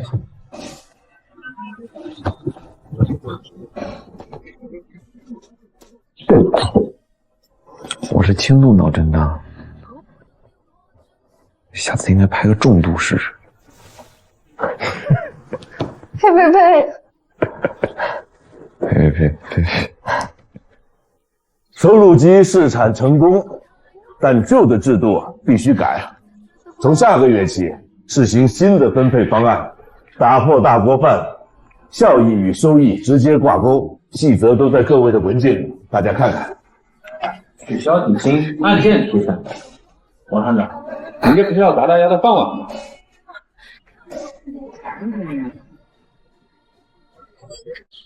我觉得啊，这是多劳多得，我支持。这以顾客需求为导向，老百姓懂什么？我们做什么，他们买什么不就好了？对呀，采购还得货比三家，那我们得多出多少工作量？京东上访优胜劣汰啊！我看你们是想把我这些老工人踢出去。就是。消消气啊！改革嘛，大家有不同的意见很正常。不如我们再仔细讨论讨论，先稳一稳。各位，这不是讨论会，这是通知会，方案已经确定了，各位科室请照章执行。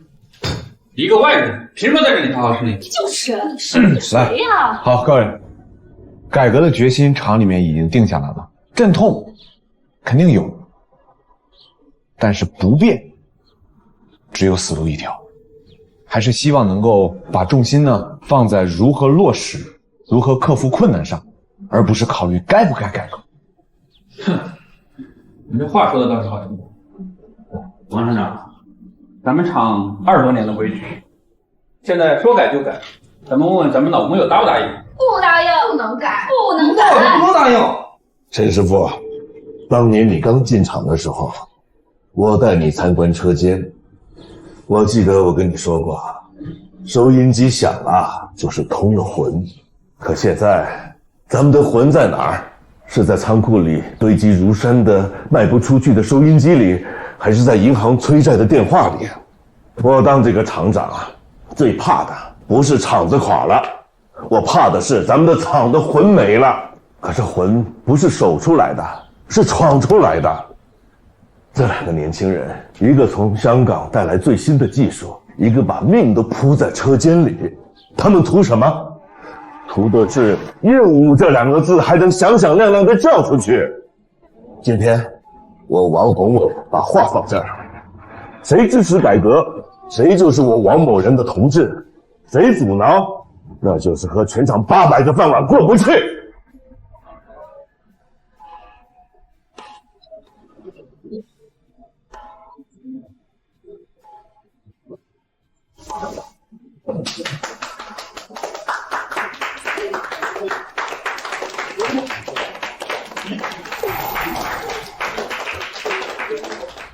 我跟艾琳安排新技术的学习，这些老员工啊，不想被淘汰，那就算不愿意也已经开始学了。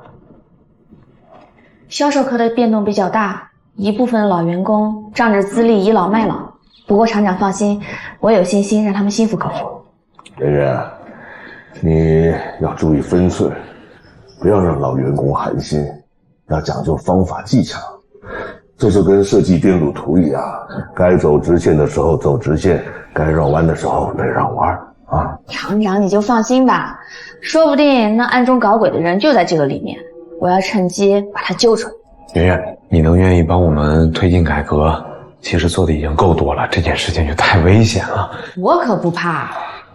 再说了，卓华都没有怕过，我能怕吗？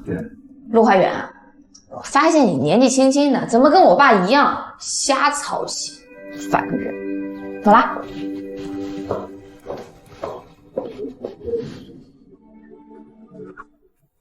哦，对，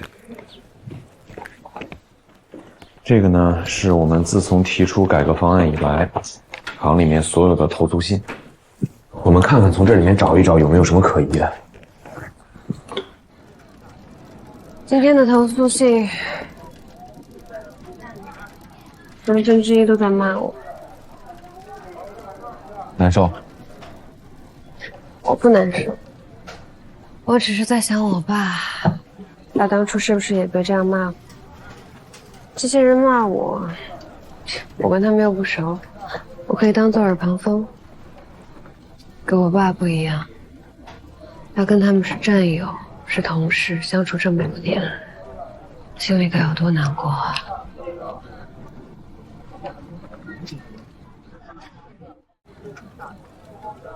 我师傅，你父亲，他常跟我说，做收音机就像搭桥，那些元件呢，就是桥墩，电路就是桥面，通了电，声音传过去，桥就成了。你现在没做完的事情，其实就是在搭你父亲那座没搭完的桥。那有人嫌你动了他们的饭碗，那也有人怕，又怕桥通了，不显得他们没本事。但是这些声音你得听，但你一定要记住，你不能让这些声音传到你心里面去。陆怀远，有时候你说话真的很像我爸。我是他徒弟嘛。其实我挺害怕的，我爸做了这么多的努力，最后还是没有找到我爸，或者说，我爸已经……我也怕，特别怕。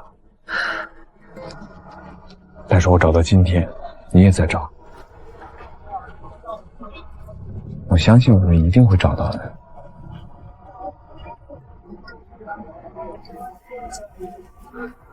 我们一定会找到的。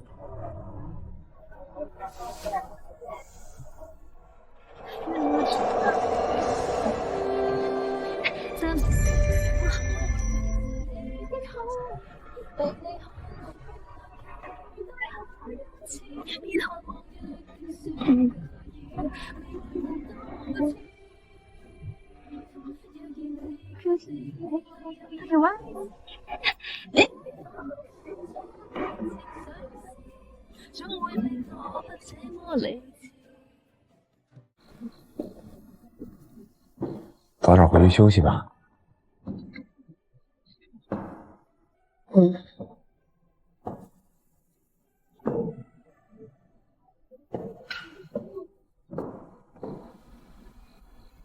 陆怀远，你为了救我受伤，这个人情我还没还呢。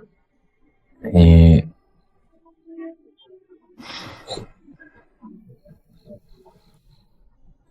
打算怎么还？许卓华，你疯了吗？现在是谈情说爱的时候吗？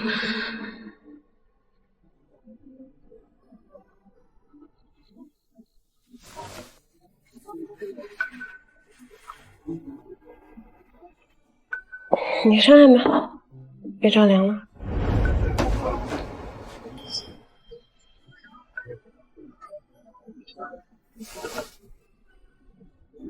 你还没回答我问题，你怎么还？陆怀远，你对我这么好，是因为我是你师傅的女儿吗？以前是，现在不是了。现在，我钦佩你的勇气，仰慕你的才华，但是我也害怕，我害怕会冒犯到你，会打扰到你，我害怕你只是暂时的停留，我害怕我自己留不住你。陆怀远，我可以理解为你喜欢我。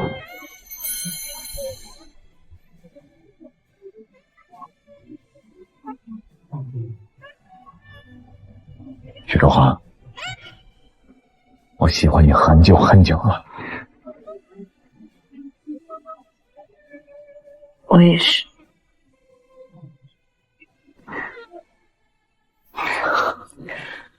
我先走啊。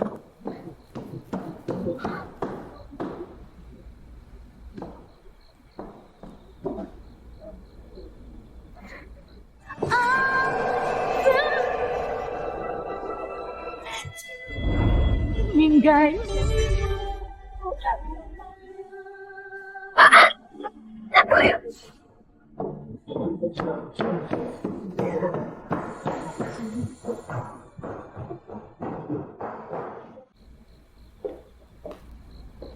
学长，再等我。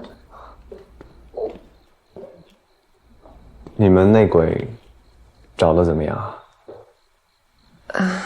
暂时还没有头绪。这件事也不知道几时可以完结啊。我爹哋催我哋返香港啊。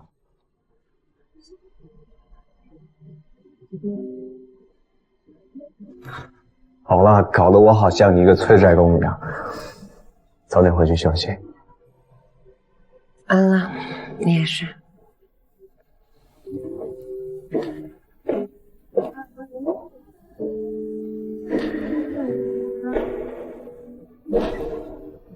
陆怀远，我可以理解为你喜欢我。许周华，我喜欢你很久很久了。我也是。晚安，男朋友。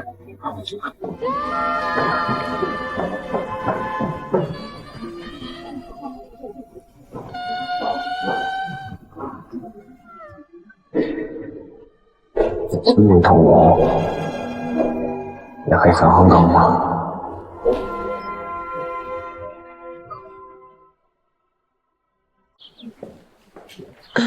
早啊，给你做早饭吧。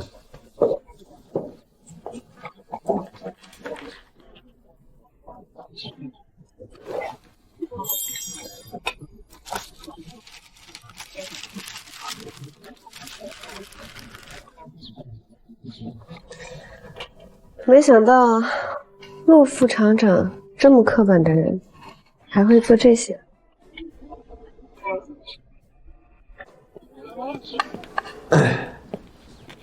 啊，对了，我昨天晚上反正也睡不着，然后我就又重新对标了一下这个举报信，还有这些，你看。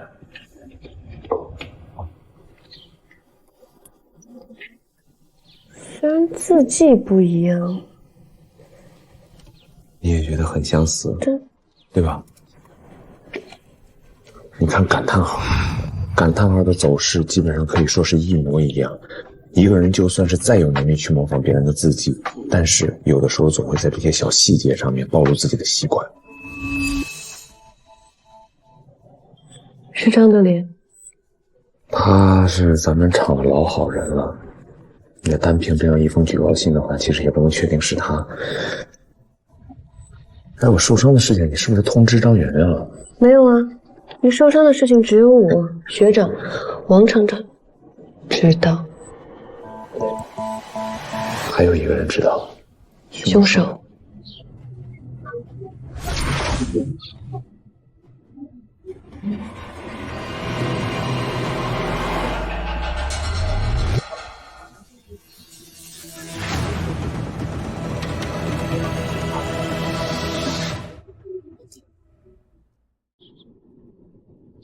那如果是剩下的电路板明天到位的话，月底之前能不能完成 ？OK， 谢谢。陆副厂长，哎，圆圆，我过来看看生产情况。你就放心吧，我们销售科为了业绩，那可是比质检科还要操心我们的产品质量。哎，对了，圆圆，啊，上次啊，你代表工人们啊来医院看我的病情，还没对你表示感谢呢。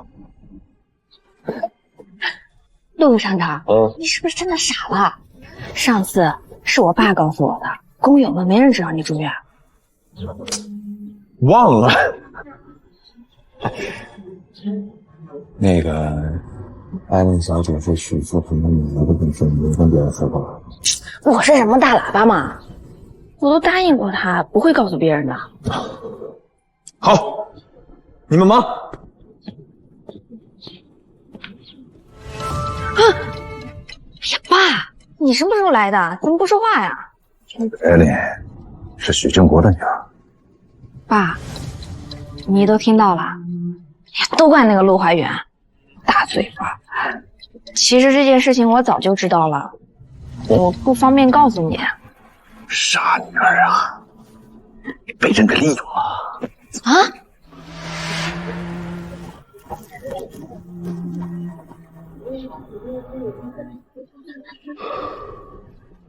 知道你受伤的人，真的是他。我们现在就只能等他的反应了。徐周华，你个骗子！你们是不是一直都在利用我？徐周华，你个骗子！你们是不是一直都在利用我？圆圆，你是不是误会了？没有误会，你只告诉过我你是许振国的女儿，你口口声声说要抓出厂子的幕后黑手，可是你没有告诉过我，你爸许振国当初就是打着改革的旗号，卷走了厂里整整180万的贷款。现在你们呢，是不是想用同样的手段再骗一笔钱啊？圆圆，你看啊，你父亲也是刚刚知道艾莲的真实身份，那他知道以后是不是就立刻告诉你许副厂长卷款潜逃这件事情，而且还断言是我们在利用你？你看这个结论是不是下得有点太快太笃定了呢？圆圆，你爸爸并没有证据指证我爸爸捐款，可我能证明我爸爸没有做。很简单的一个道理，如果真的是我爸爸捐款了那180万，我作为他的女儿，最应该做的就是隐姓埋名，远走高飞。我为什么还要回来呢？对呀，那180万的贷款，我们是为了稳定人心。当时厂子里面除了我跟王厂长，没有第三个人知道。你说，你爸张德莲科长，他是怎么能够确信卷款潜逃这件事情呢？还有上次，你给我仓管员的地址，我赶过去就遭遇了抢劫。你说是谁给我们设的线呢？电源变压器。还在找变压器的供应商，我帮你找到了，你去这个地方找找。可以呀，爸。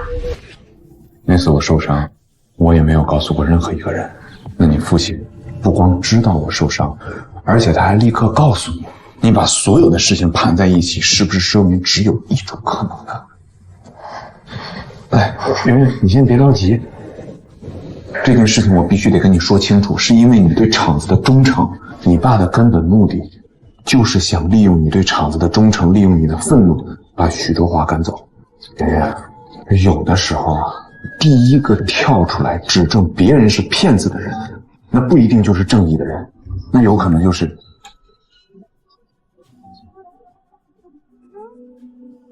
贼喊捉贼嘛。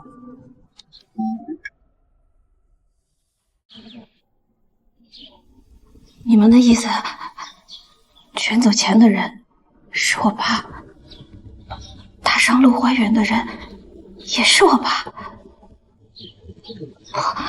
不可能，我爸他不是这样的人。圆圆，我也希望真相不是这样的。可我们能查到的所有证据都指向你爸爸。我爸爸失踪了，下落不明。厂里那180万贷款消失，一旦传出，整个厂都岌岌可危。所以我想求你帮帮我，不仅仅是为了我爸爸失踪的真相，也是为了燕无常。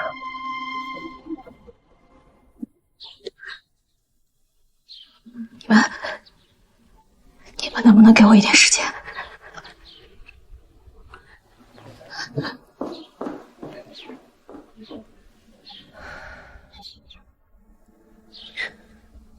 你说他能想明白吗？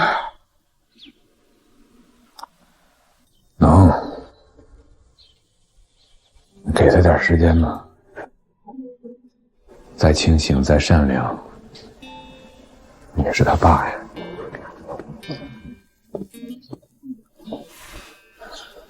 这几天，党里对改革的意见越来越大了，肯定是张泽连在背后捅不了。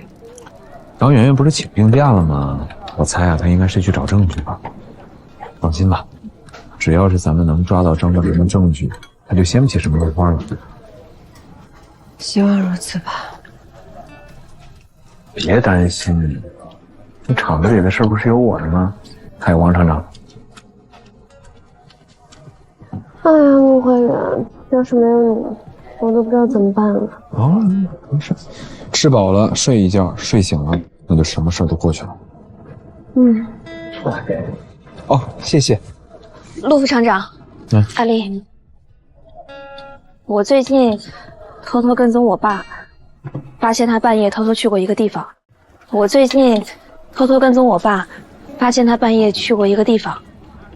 什么地方？老盐厂附近的西村诊所。诊所？我爸肯定在那里。开我的车子去找伯父。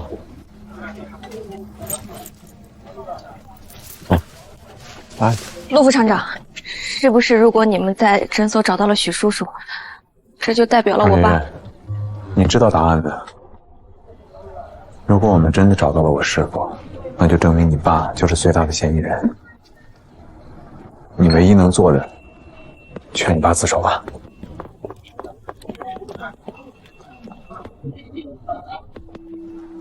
张小姐，不如宵夜先。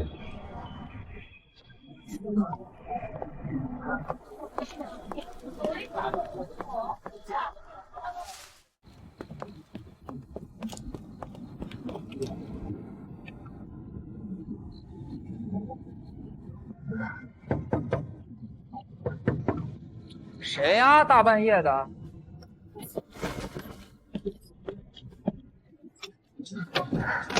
医生，我爱人他一直高烧不退，您给看看要吗？停诊，去镇卫生院吧。啊，张医生，医生，拿点退烧药就走，我没给钱。哎，烧多少度啊？这么严重？收了。医生，不是说不接诊了吗？我看你这儿还有病人呢。别提了，这2天呀，半夜老有人在外面瞎晃悠，怪瘆人的。里面那位呀，2个月前人给我扔门口了，留了钱，留了字条，人就走了。我看钱给的也不少，我就先暂时收治了。结果等了半天，接他的人也没来。谁知道拖这么久呢？这再拖下去都要出事儿了。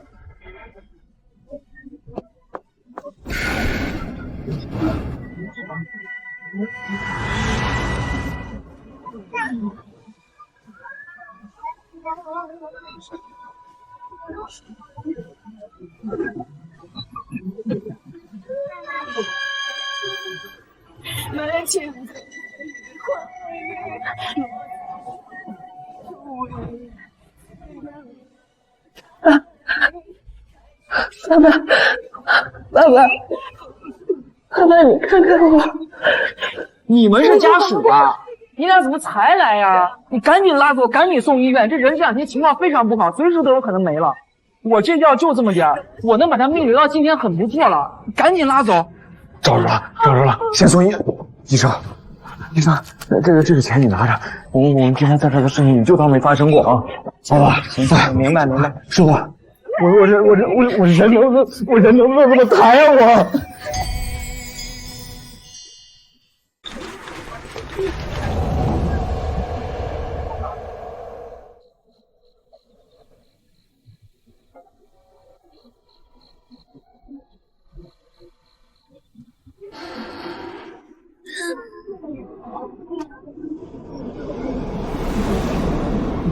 黑马眺望，没事了啊，没事了。也加上那不是有大夫在呢吗？啊，没事，出不了什么大问题啊。等我5分钟，我去跟妍妍和杨总跟他们通话，没事啊。等着我啊，别怕啊。再等我一会儿，等会儿。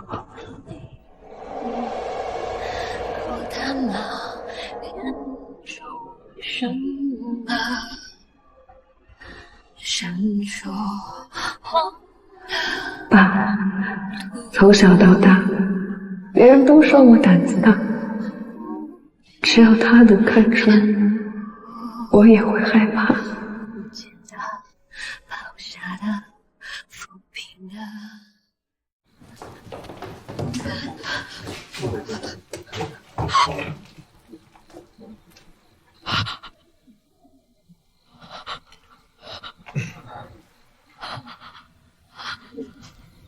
现在情况怎么样？后脑有骨裂，颅内有淤血，人目前肯定是醒不过来，但是呢，情况还不算特别严重。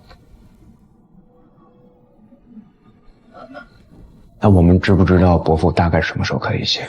这不好说呀，这得看淤血的吸收情况。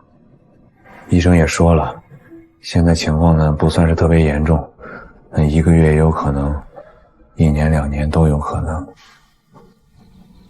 都有可能。张小姐，现在很有可能你父亲就是凶手，你准备怎么办？我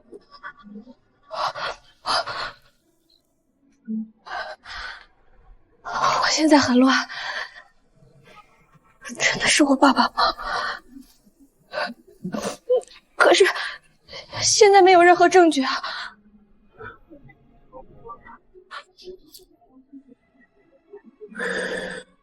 对，没有证据。张德林所有的行踪没人知道，连那个诊所的医生都不知道。所以我们现在是就要这样等着吗？不用等，不是还有那180万的吗？180万？但是我爸不像有任何有巨款的样子，他还是和以前一样。藏得好深啊！是，藏得深，那是因为没人找。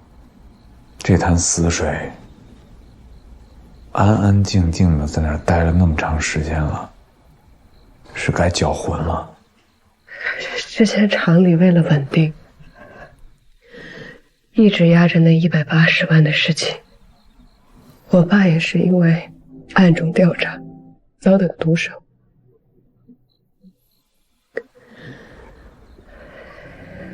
现在是时候让大家知道，这180万不见了。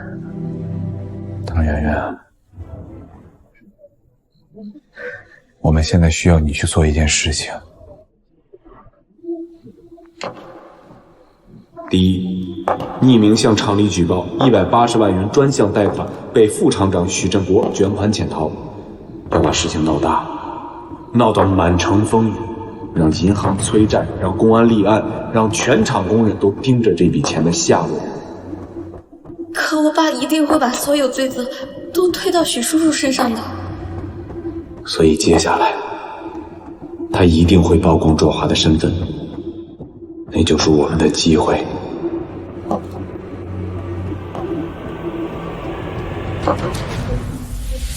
许叔叔，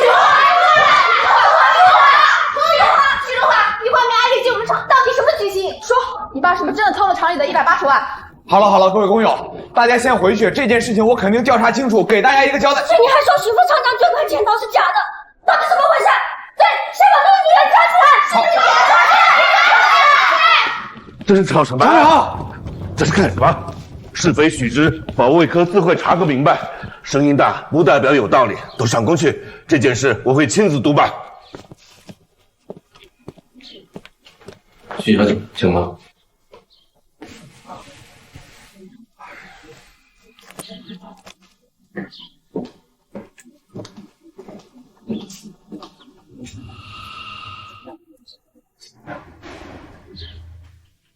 华远，你小时候也是从盐厂出来的，你还记得盐是怎么做出来的吗？厂长，您问盐的事干嘛？我告诉你，要制成好盐，得晒，得熬，得等。改革也一样，不能停，但也急不得。你这样做太冒险了。今天要不是我来得快，卓华要出了事，你让我怎么跟老许交代？厂长，是怪我，是我太着急了，我怕等不到我爸爸醒过来，张德莲就先跑了。那接下来你们打算怎么办？我们想的是，得需要保卫科的同志们帮我们演一场全场找人的戏码，接下来就得看张媛媛那边了。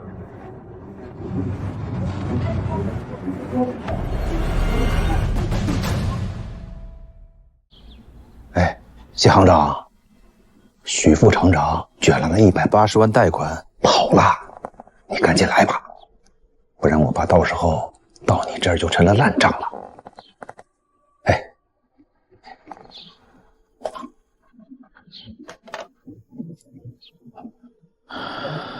许卓华，我就不信这次还赶不走你，到时候我只要假装找出那180万，这场租赁的厂子以后啊，就都听我的了。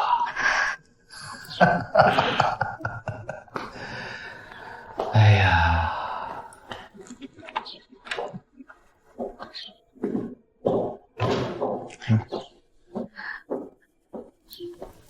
爸，我刚听说许副厂长找到了，已经送去医院抢救了。好事儿，好事儿。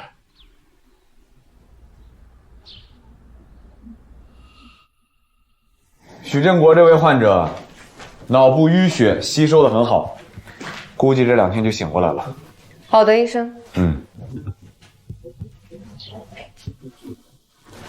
他听到了。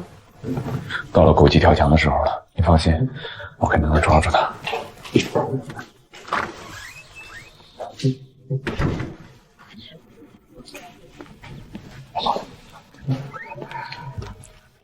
大结局，女主怎么可能不在场？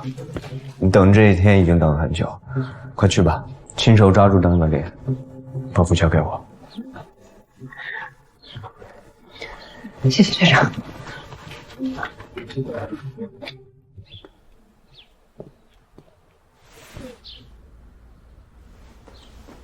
伯父，快点好起来吧，这样你才能看到周华现在有多棒。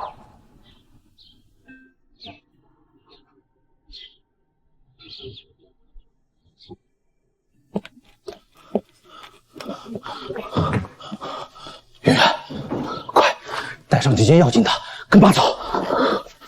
爸，你这是要跑路了？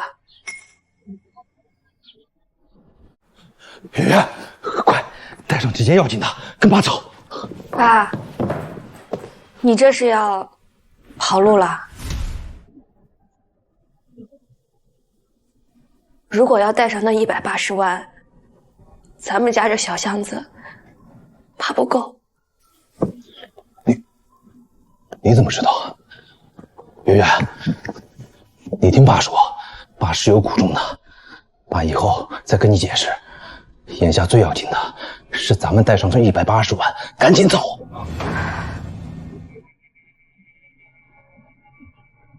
你们都听到了，出来吧。啊！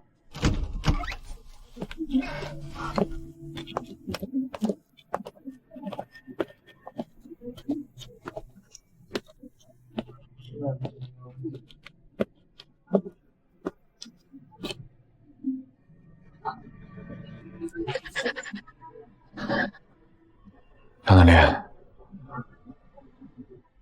你到现在是还不想认罪是吗？你们都跟圆圆说什么了？赵圆圆，我是你爸。圆圆给过你机会，他一次次试探着劝你回头，可你呢？你一错再错，你现在想起来自己是个爸爸了。你们别当着圆圆的面说起。对了，你爸就敢进吗？当年我们一起从烟厂爬出来，凭什么他一路高升当副厂长，而我就只能当个小科长？哦，所以你就为这个？我他妈就为这个！我恶心，恶心他那副假仁假义的嘴脸，嘴上说哼，给厂子搞改革，实际上呢，就是去捧那王宏伟，鞍前马后给人家铺路。恶心，假仁假义。我爸爸到最后都在帮你遮掩罪行，所有罪行他都记录在册，可始终都没有你的名字。而你呢，为了阻止改革，你就对他下死手。我没动他，你们这是栽赃，你们这是栽赃。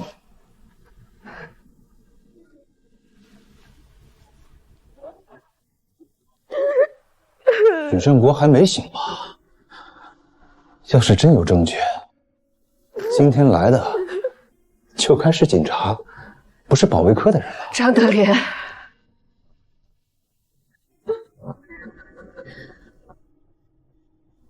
我们现在所有人都在给你退路，你非要往绝路上走吗？谁他妈给我留退路了？啊！没给你留退路吗？在这儿的没在这儿的，谁没给你留退路？当年那180万丢的时候，我跟王厂长发现的时候就需要报警，是我师傅猜到是你了，他们拦下来了，他瞒过了所有人，没给你留退路吗？你张德雷你怎么做的？你把钱抢走了，你还要杀人灭口？我没杀他，我就是推了他，是他自己摔倒。你现在承认你动手了？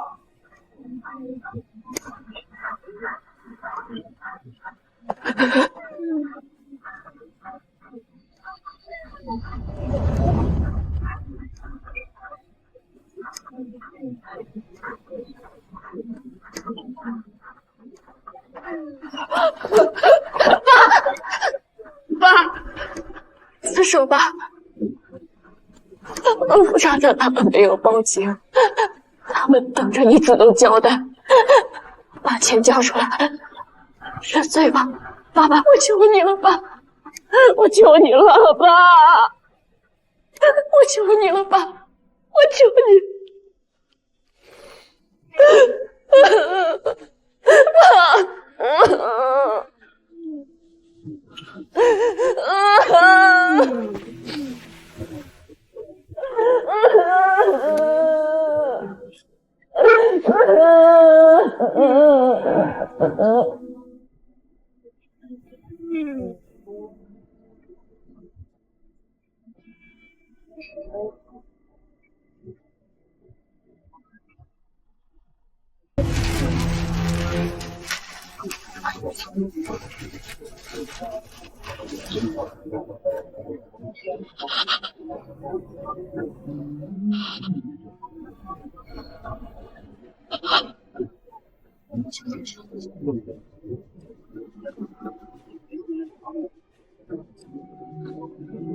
我其实并不是想要贪这些钱，我就是想制造点困难，让那个姓王的知难而退。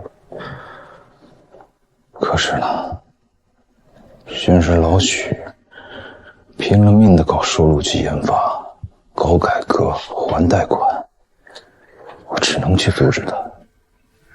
可是又能想到你又会回来，继续又帮他们，这就是命吧，我认了。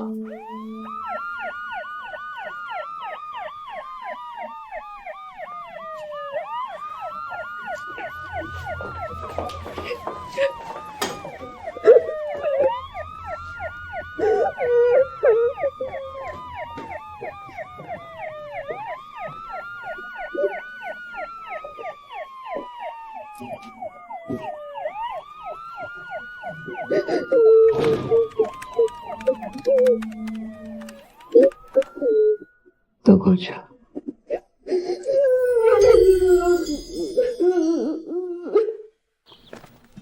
全厂职工注意，现案情通报：我厂原销售科科长张德莲因阻挠技术改革，利用职务之便侵吞专项贷款180万元。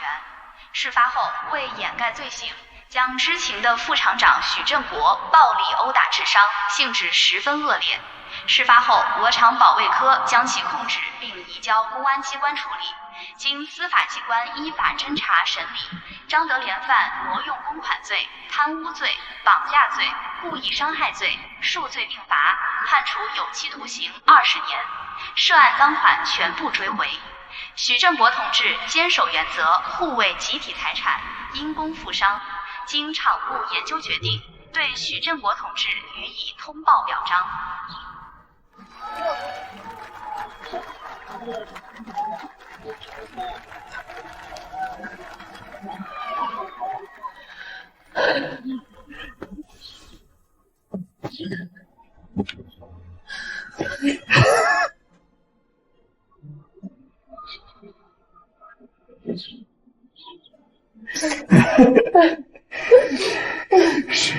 是我的清白回来了。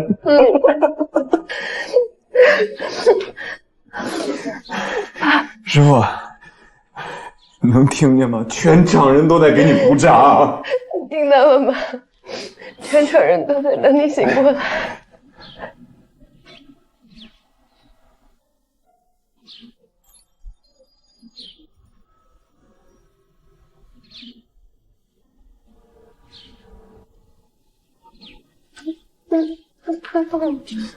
师傅哭了。打动我了。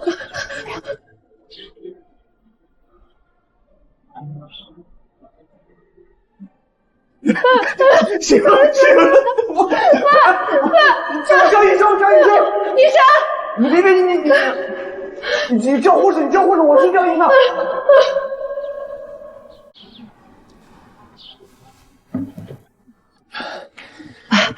你感觉怎么样？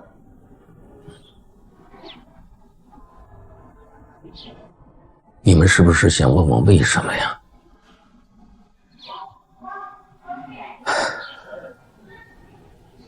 这些天我一直躺在床上，虽然没醒，但是我都听见了。这件事情是我对不住你们，是我太固执了，念旧情，还想着能把他拯救过来，是我连累了厂子，连累了你，也让你担惊受怕了。行了就好，真行了就好。师傅，其实早就明白了，早就明白了。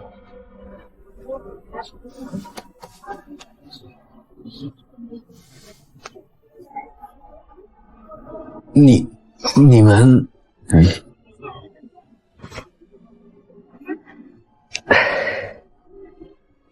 爸，你好，师傅。其实这么多天，全靠他。他为了保护我，也受了很多的伤。我喜欢他，我想跟他在一起。师傅，我心里清楚，我呢是比卓华的年纪要大一些，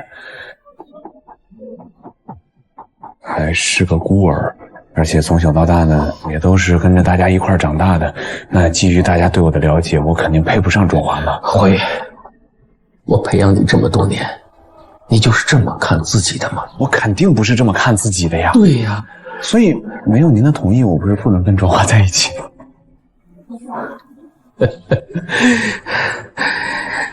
其实，华华他的主见一直比我大，你也是我带大的，所以臭小子，我相信你。明白，爸。啊？这么快就叫爸了？哎，这真是啊，乖乖，我还真有点没听明白，哎，再叫一声。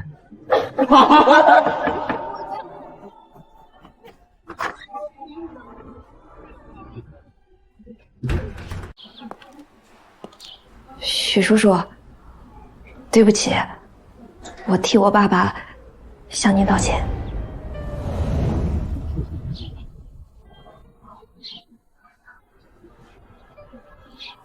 孩子，挺起腰来，你是个好孩子，叔叔相信你。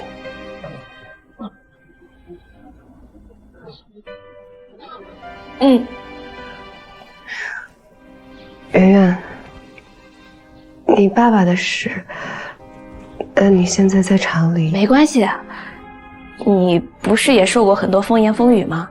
我要向你学习。来，年轻人们，燕舞的未来就交给你们了。师长，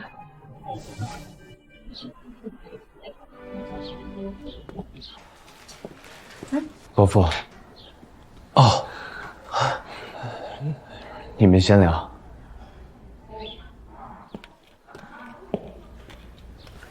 去。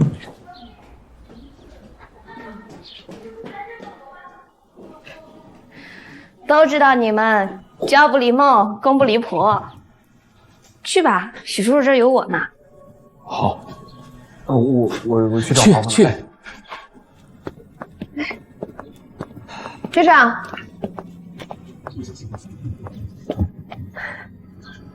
来都来了，怎么不进去？我爸爸一直很想感谢你。华华，我就是怕你搞这么煽情，结果好了，这边事情结束了，感谢也收到了，我要返香港了。这么突然吗？也不算很突然了，已经出来这么久了。香港那边也都很需要我这个 boss 的。是梁伯伯催你了吗？研究随身听的事情。哇，我就说你这么聪明会显得我很没用的。学长，好了，我知道你要拒绝我的。你学长我都很理解你的。你在这边有事业，还有陆怀远，我又何必为难你呢？看到你和伯父都好好的，我就放心返香港。来。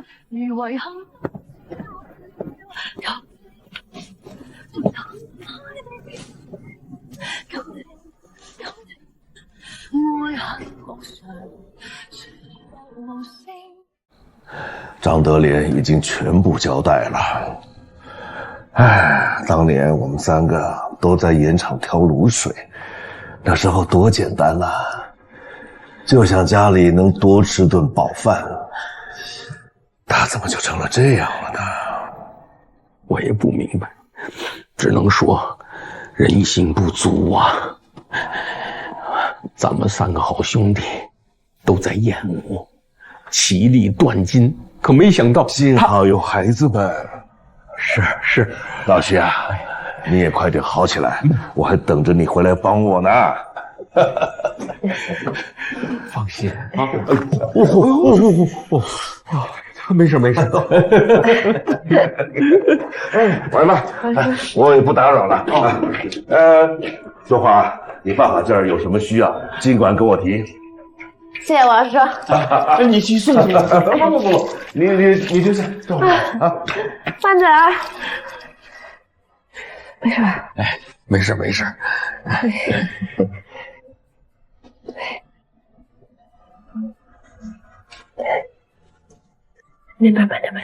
这个放那个。花花，是有什么心事吗？那跟爸爸说说。爸，其实我之前答应了学长，要跟他一起回香港，一起去研发属于我们中国自己的随身听。但后来你出事，我回到盐城，爱上了陆怀远。我明白了，到底是去香港还是留在这里？你想做个选择。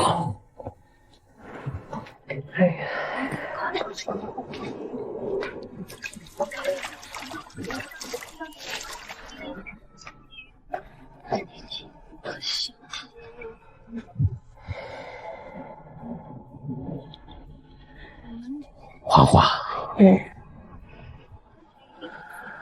这些天我躺在这儿，我想明白了许多。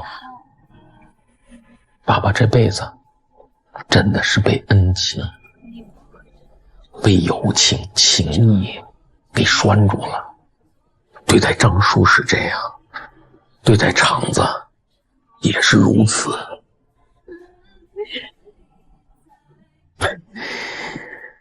你呀，今年26，人生才开始，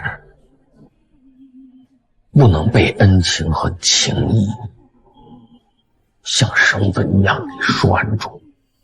当然，一个是爱情，一个是友情，但是这绝对不是你做选择的理由。爸爸只想问你一句话：如果抛开友情和爱情，你最想做什么？如果你想清楚了，那就去做，展翅高飞。孩子，爸爸这里永远是你的避风港。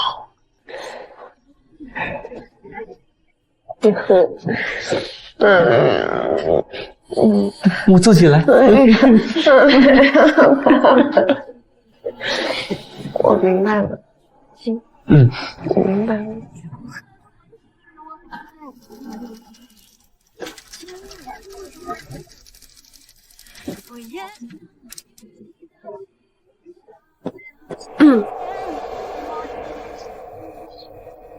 看来咱们俩是心有灵犀了。走吧，我带你去个地方。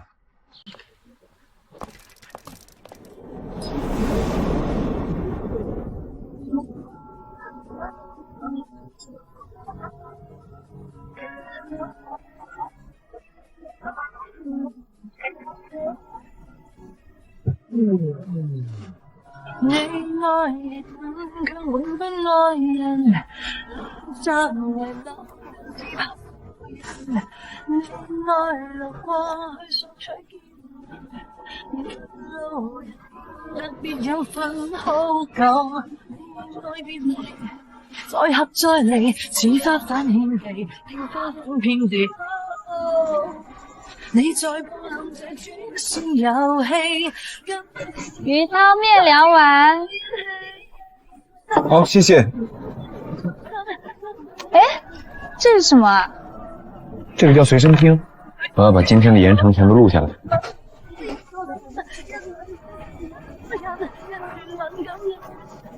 吃吧，這個可是鹽城特色早餐。照你說。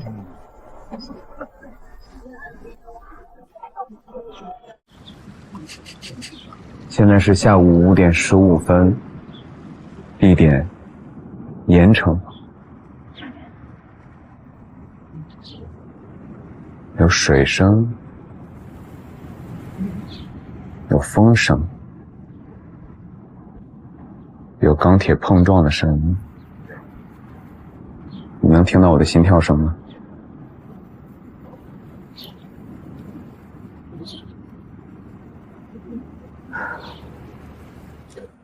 陆怀远，你是不是早就知道我要走了？来，礼物。这一面是我们录的今天，另外一面是我留给你去录香港的明天。你这样我更舍不得你了。我能舍得吗？去吧。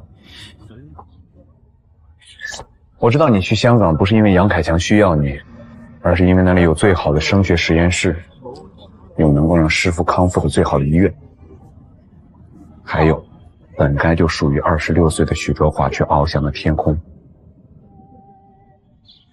后来呢，我弄明白了一个道理。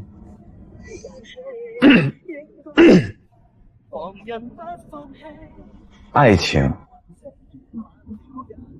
不是把风筝拴在手里，而是应该听清楚风向，把你送到适合起飞的高度。我留在这里研究电路，打磨燕舞，你去那边看看，研究芯片，去学习最尖端的科技。等你回来的时候，我们可以吵一场势均力敌的架。关于模拟信号和数字频道，到底哪一个才是未来？你肯定会输。我肯定会输啊，但是我也认，在我输之前，我肯定会赢过时间。我会让燕舞响遍全国，响到对岸去，直到这里成为一片足够让你骄傲，能够与全世界对话的产业天空。记住啊，这儿永远都是你的根，也永远都是能让你随时回来的家。200年後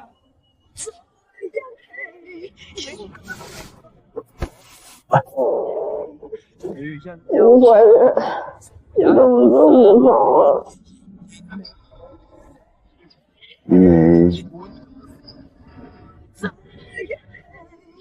因为你是许卓华，你值得这个世界上所有的好。去做你想做的事，也去做你该做的事。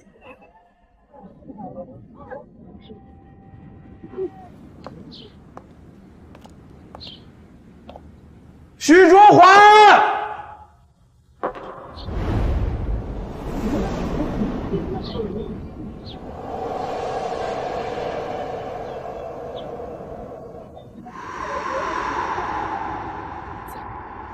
不管走到哪儿，都别丢了我们心中的那份热烈和勇气。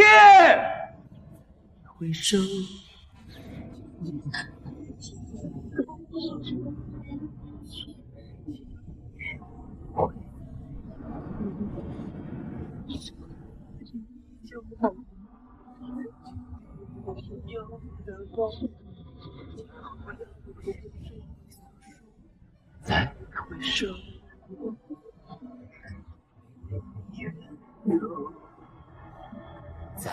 回首。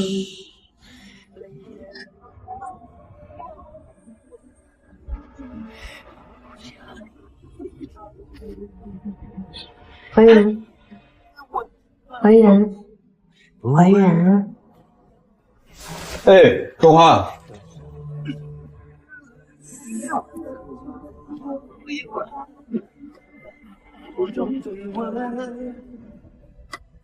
才知道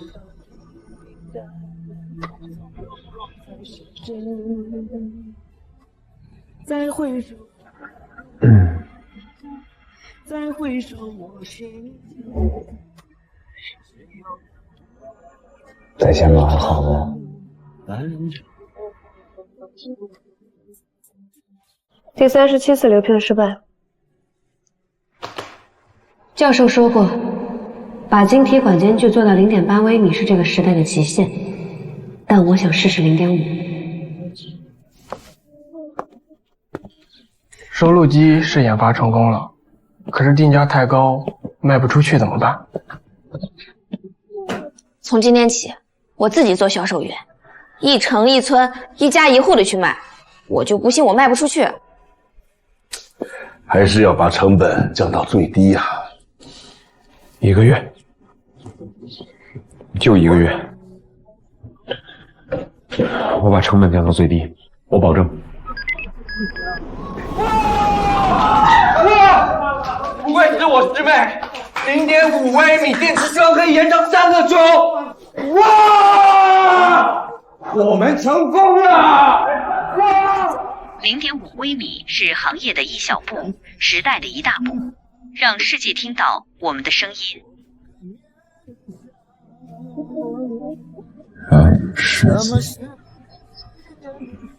让世界听到我们的声音。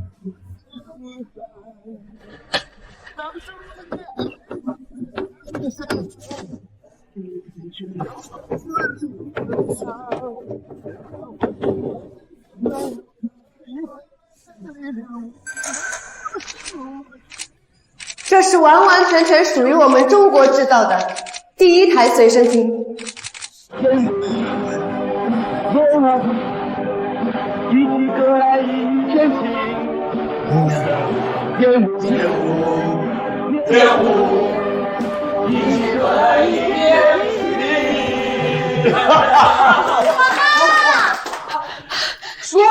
说呀！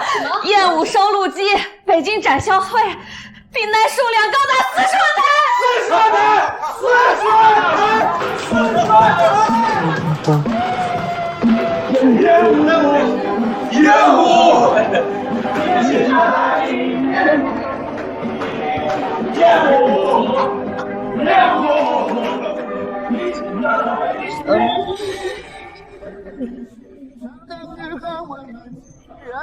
如此释然，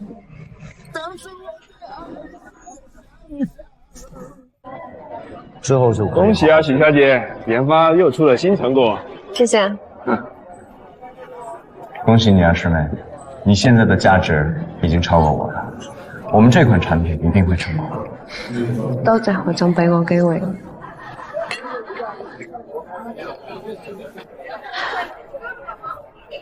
合作的厂家，你有选好吗？看来你已经有合适的选择了。我猜猜看，不会是演武场吧？杨总，睇睇啦。哇，士别3日当刮目相看。这个陆怀远做的还真是不错。所以杨总，选他们吗？选。在过去的1年里，我们燕舞厂实现产值11021万元，利润1600万元，被特别授予苏北电子工业的信心。卓华，下雪了，你那里应该没有雪。陆副厂长，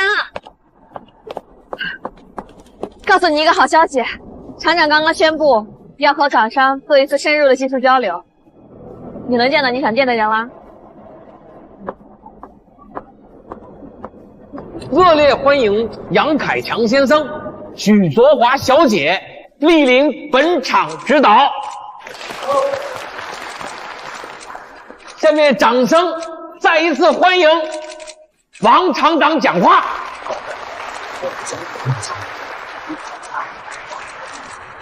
业务这2个字，不只是一台机器，不只是一首歌，更不只是一个商标，它是我们盐城人一代又一代传下来的继往开来的勇气。此后，这路怎么闯，这歌怎么唱，就看你们年轻人的了。来日纵使要與遠方來日中今晚兩個今晚都比要美麗到死不今晚我一那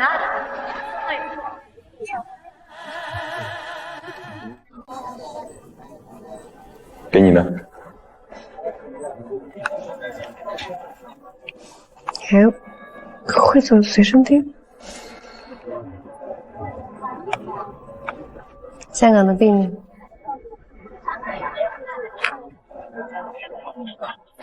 我回去听。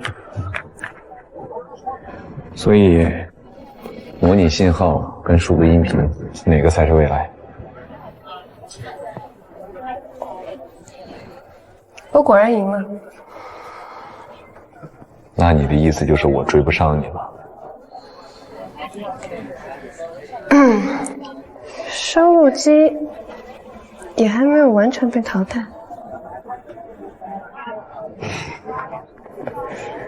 这次回来该多久7天。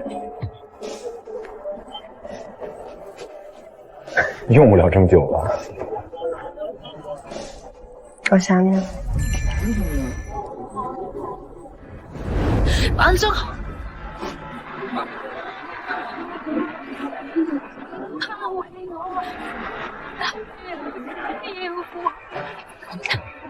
我不敢。我怕我会更强。下次吧。下次。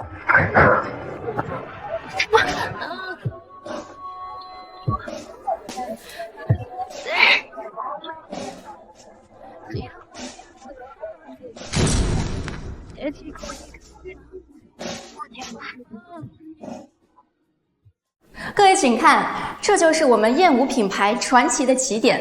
1982年研发成功的第1台收录机，在它的背后有着一段关于改革、诚信、爱情和奋斗的动人故事。故事的主人公，一位是临危受命的年轻厂长，一位是海外学成归来的技术精英。他们经历了无数的挫折，才诞生了我们这台燕舞收录机。还记得吗？你这个老家伙，那时候差点把厂子的车间炸了，差点把咱俩炸了。记得，还记得有些人呐，明明喜欢我，非要装出一副正儿八经的样子。哎呀，你们不是都在一块儿了吗？怀远呐，我们这辈子好像一直都在追着些什么。我们追着技术，燕舞追着时代呀。哎呀，就没停下来过。追着追着，燕舞追大了，日子追好了，这城市呢，追新了，你的头发也追白了。哎呀，现在这么一停下来呀，再看看，盐城跟燕舞还在往前追呢。值了。